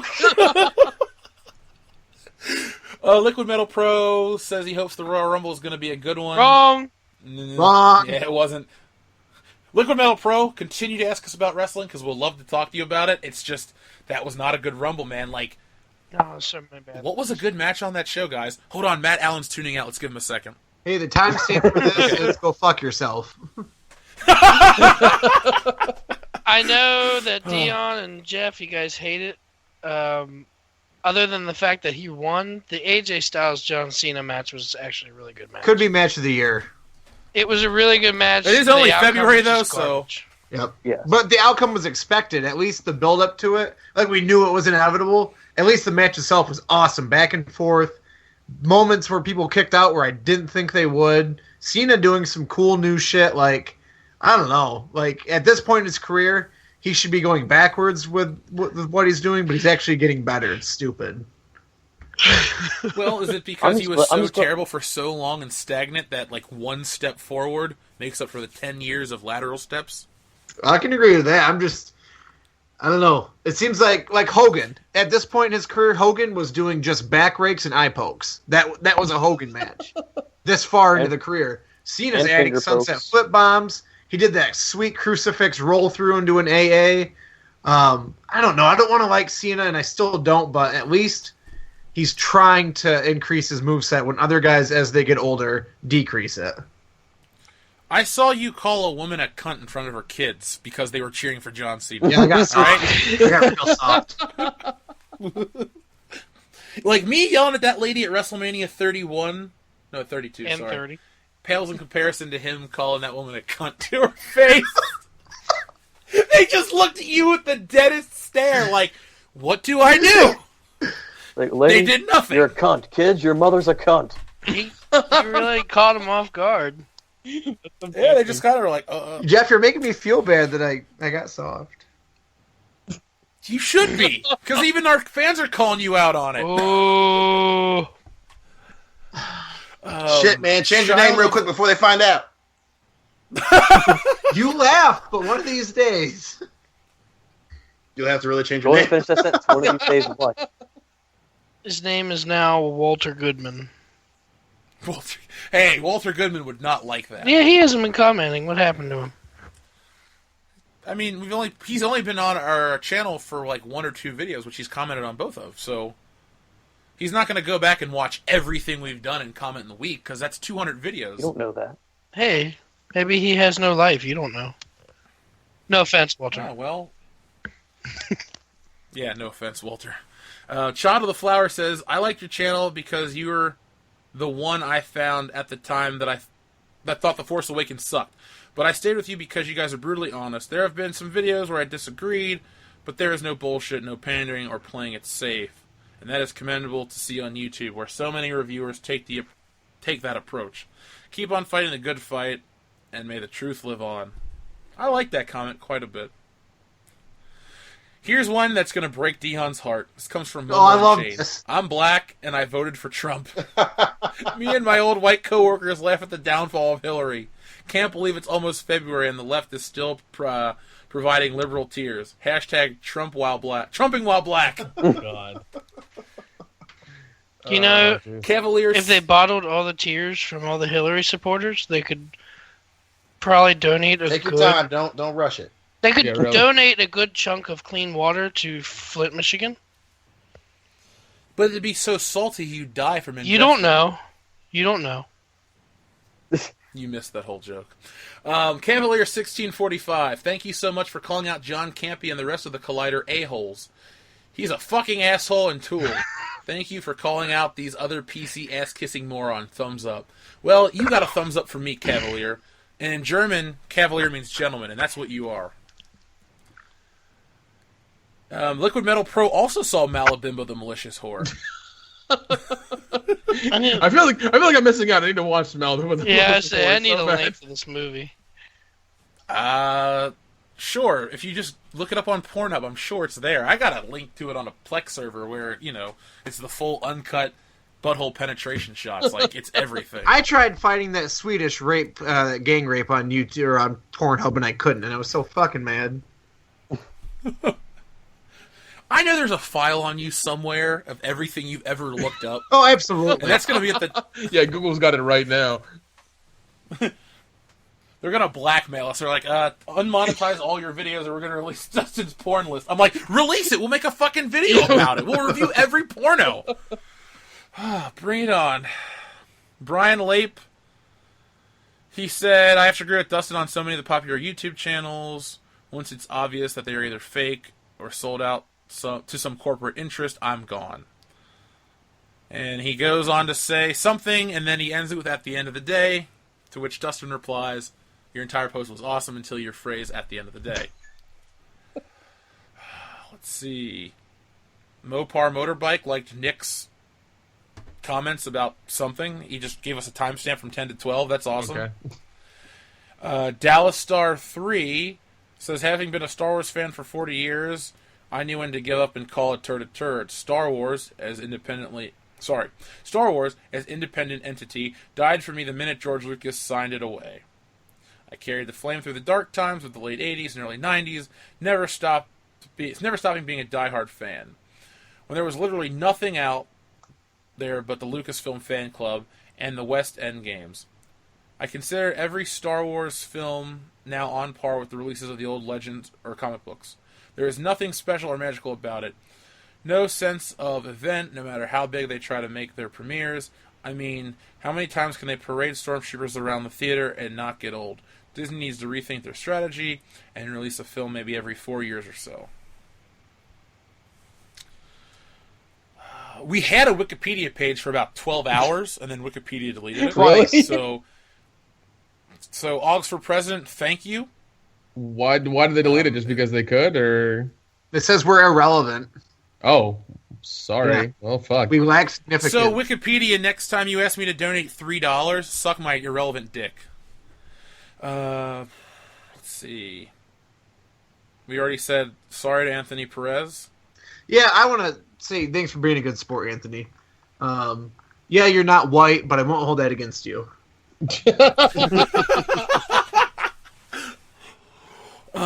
Jason Christopher Davis, hello. He talks about the Last Starfighter. It says, "Greetings, Starfighter. You have been recruited by the Star League to defend the frontier against Disney and the bullshit armada." I like that. I like that comment quite a bit. And he also wants to congratulate Nick on Strip Club Massacre. Oh, thank you so much. It's been it's been a pain in the fucking ass. We also got a nice comment from Liquid Metal Pro. Hey, Luke. And Not Your Father's Clitoris Challenge is still the hero of the comments. Let's see what Eric Lauterbach said. Oh, a picture of a murderer and a dead man. Oh, this will be the final comment because it's late. This comes from Old School Comic Guy. I have to agree about Collider and Screen Junkies. I liked their show until the review of the 2016 Ghostbusters. Sorry, it was a bad movie. Depending on the brand recognition. I lost respect for them and the angry black nerd. So do I. That guy's a piece of shit. If you are a reviewer, you are obligated to review honestly and not succumb to spin or corporate BS. Kudos to you guys. Angry Joe and Jody's Corner for being real fans. I've never heard of Jody's Corner. That was brought up And like two or three comments this time. People keep talking about this Jody's Corner shit.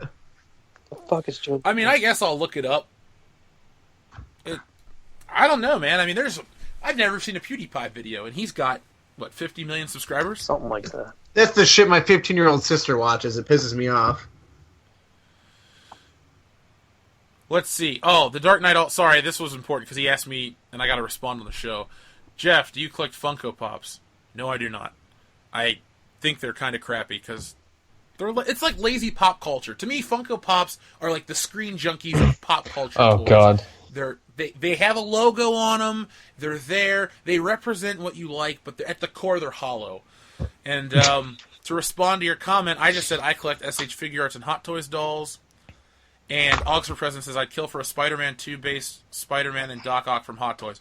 Well, Augs for President, I have the Spider-Man 3 one, and the suit's essentially the same. So I have your toy that you'd kill for, but don't kill me.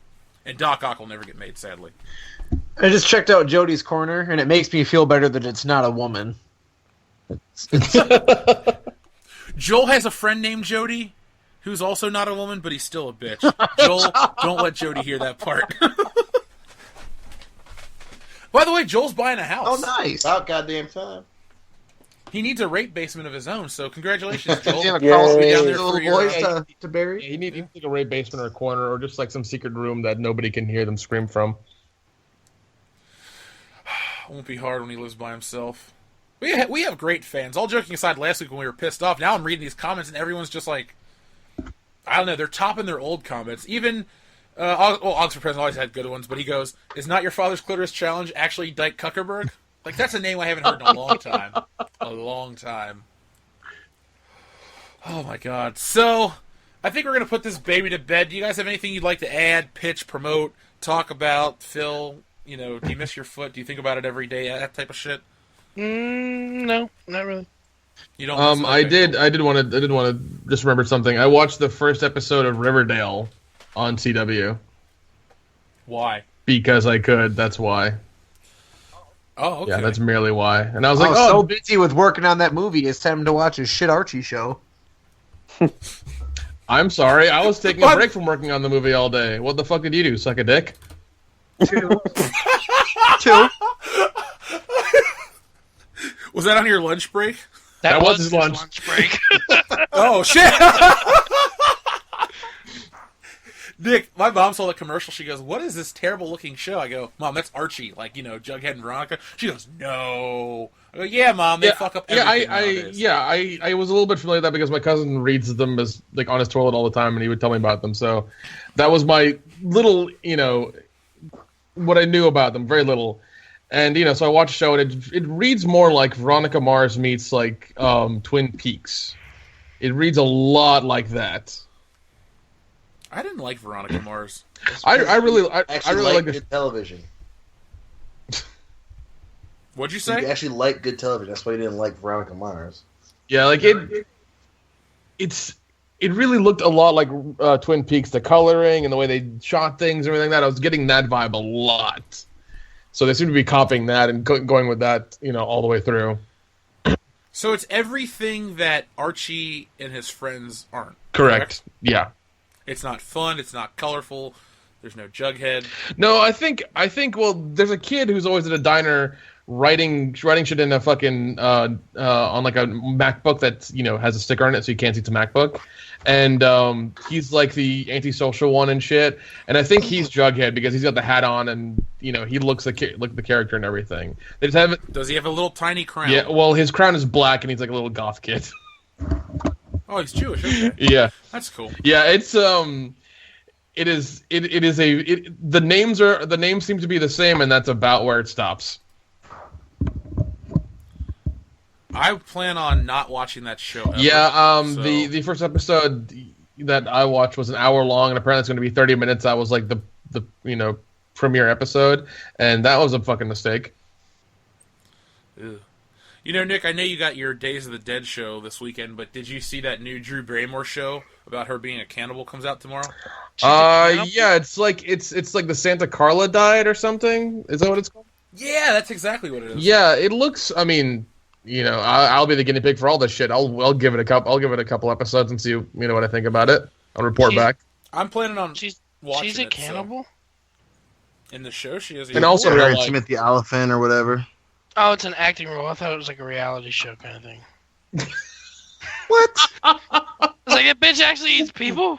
Oh God, Phil. She'd be in fucking jail, dude. First of all, that would be a wonderful reality show, and I would totally watch that. I was gonna say Charlie and Dee did it. Oh my God! Don't start quoting "It's Always Sunny in Philadelphia" now. Well, no, I mean if that was it was raccoon meat. They probably got a tapeworm. That'd be a great reality show if they're hunting people and then killing them and then cooking them and them doing a cooking show about them. I'd watch that. That'd be fun. And then they dip their balls in ink and put them in. There you go. That'd be fun too.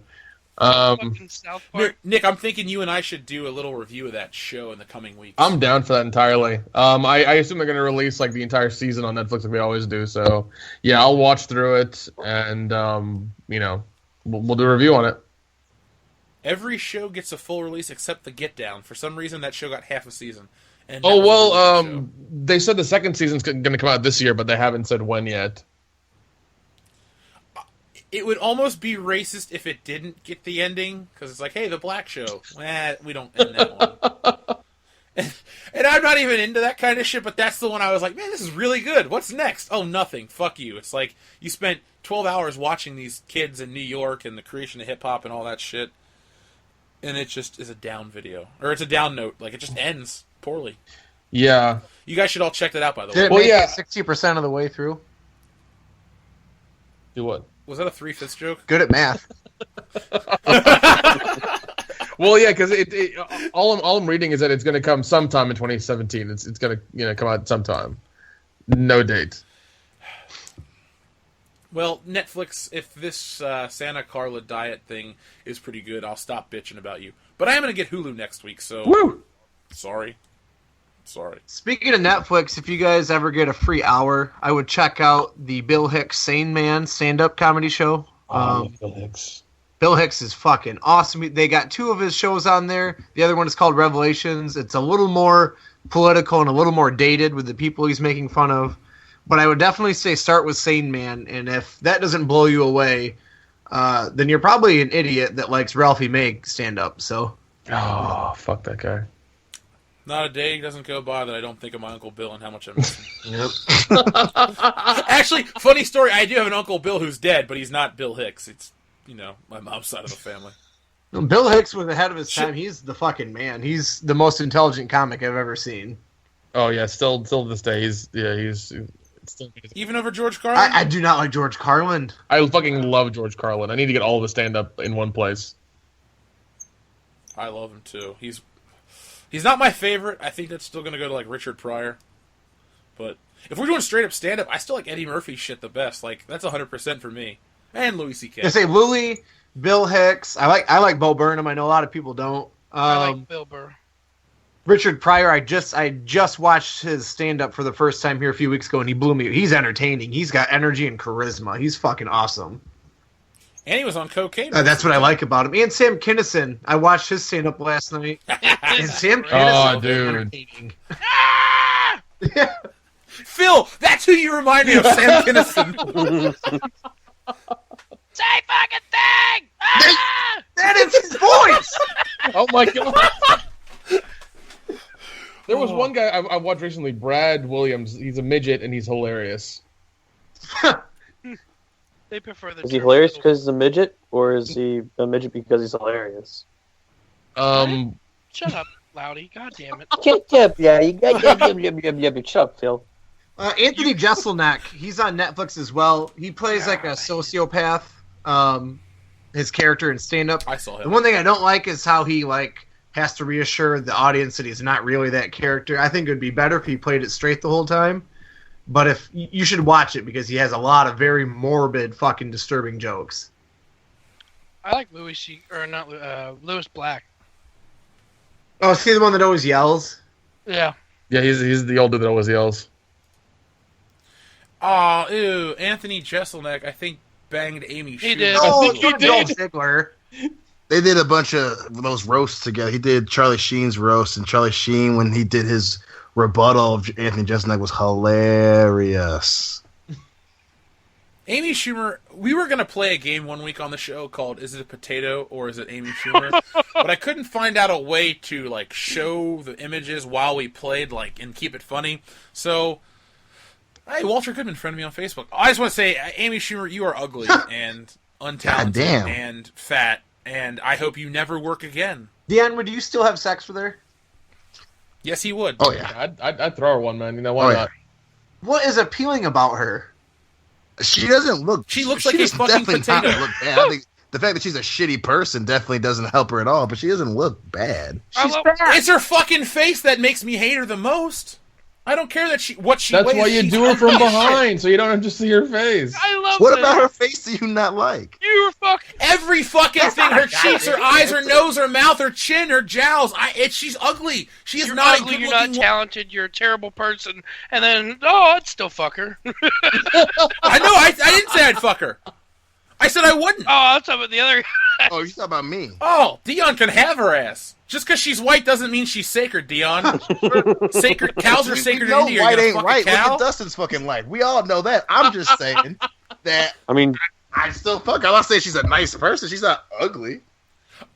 She's Jeff, ugly to me. I'm not saying her kindness doesn't bother me. Her fucking face does. I mean, Jeff, it's All right, then. More power to you. dude, in some cultures, cows are sacred. So, I mean, Oh my god. She would be really popular in India. We got the joke, Phil. Yeah. Thanks, Phil. Yeah, we got it. How would she fare in Samoa? She would be. She would just be constantly raped and sat down to Jesus, like guys, what the- bear children. I mean, She what would. good is She would do. She would. She's That not would be her much only. use in the Samoan culture. You can't sacrifice her to volcanoes. She's not a virgin, clearly. No, I mean but we don't have volcanoes in Samoa either. I mean, we would just fuck her and just make her give us children. That's it. You don't have volcanoes in Samoa? No, there are no volcanoes. They're just mountains. That's it. time out, Nick. Why would you want kids that are How half did of that thing? Because then they have a better chance in America. That's why they're half white. Come on. They're also half retarded with Amy Schumer's genes. Look at her fucking face. Go to the chat. Tell me those bottom two photos. What about that is appealing? She is asymmetrical and ugly. It's Chris Benoit in the Undertaker. Oh, there she is. There's nothing inherently wrong with that at all. It's the fucking most plain Jane mid-America face. There's nothing wrong with it. It looks like it's melting on one side. Her cheeks look like my ass cheeks. She's got little fucking guinea pig teeth. She's got a pig's nose. Yeah, like somebody said on the internet, it was a terrible joke. Instead of her playing Barbie, she should play Miss Piggy. She looks like the human embodiment of a fucking Muppet. I mean, it's going to be hilarious for her to play Barbie. I will laugh my fucking ass off when that comes out. Like she's really playing Barbie. I just won't see it like every other Sony's picture piece of shit. Kermit, vagina joke here. Kermit. Here, Oh, hey there, you fan whore. The thing is, look at a Barbie doll movie is supposed to appeal to like little girls and shit because they like Barbie and the women that grew up with them and shit. Like my mom, I showed my mom a picture of Amy Schumer. She goes, "That's Barbie." Ew. If she's playing Barbie, I want to play Ken. Well, obviously, Amy Schumer. You got the job. And if she's playing Barbie, I hope they sew her vagina up so it's anatomically correct. Oh my god. Oh man. We could do this every episode. I could find another reason why I hate Amy Schumer's fucking face. And now, why I hate Amy Schumer with Jeff Hicks. Oh, Jeff. We need to do What is this, our Masterpiece Theater? Jesus. we need to do our new segment, Jeff. Jeff Hicks What? explains a movie plot terribly. I did it already. No, I we explained needed La La to Land. see more Italian porno movies so we can describe them better. Sir, it's Italian beaver I'm sorry, pictures. okay? Italian beaver pictures. I'm sorry. Ew, why is she wearing a bikini? You don't belong in a bikini. Neither do you, Phil, but She you still doesn't wear belong one. on this planet. I don't wear bikinis. No, that's a banana hammock. That's a different type of. Oh, I'm cloak. sorry. I I'm don't sorry. wear anything. Oh God. Don't. Okay, now When you now pass we out lost drunk. viewers and subscribers immediately. Picture that, people. Yeah, that'll burn your corneas right out of your head. Picture that, Matt Allen. You fucking straight boy. I can't find a single photo of Amy Schumer where I go, maybe in this lighting. She looks like Mac Tonight, the guy from the old McDonald's ad in this photo. Like, look at the face. She's Max Headroom, dude. That's it, true? No, I would not fuck her. Like, just... Oh my god, Dion. I mean, everyone's got the burner chick where they're like, yeah, I don't care if she's a dog, I'd fuck her, but Amy Schumer is a pig and you shouldn't touch her. That's the end of this week's show. This has been episode 59 of World Class Bullshitters. Every Thursday night, we take a dump on the world of pop culture. If you liked this episode, make sure you give us a thumbs up and comment down in the comment section below and tell us what you thought. Do you think Amy Schumer looks like a fucking potato? I do. Let me know if you agree or not. Also, if you want to help our channel grow, head over to incarnate-studios.com and pick up a t-shirt. Maybe I'll do an Amy Schumer and a potato shirt. Like, if I get 5 comments on it, I'll spend the time and make it. And if you'll buy it, it'll be worth it. We got everything, though. Movies, music, gaming. We got Donald Trump shirts, both pro and anti-Donald Trump. So whatever side of the coin you're on, there's something for you. If you'd like to contact us outside of YouTube, make sure you hit us up on mail.com, worldclassbs@mail.com, the best mail. .com. Also, we got a Facebook page, 2 of them. There's the official World Class Bullshitters fan club page, which you can talk to us directly, suggest topics for each week's show, debates, everything. That is the best way to contact us because we're all on our phones 24 hours a day. So, with the exception of a couple messages that we don't get because of the Messenger app being garbage, contact us there. You'll probably get a response within 5 minutes. And then, finally, Twitter. We are the World Class BS on Twitter. We rarely use Twitter, but we got thousands of followers, so thank you, Nick. You're welcome. I've been your host, Jeff Hicks. Man with the plan, the original tan, Dion Green. I'm your friendly neighborhood Samoan saying, please buy Strip Club Massacre so I can pay my bills. I am the Dr. Phil Sides.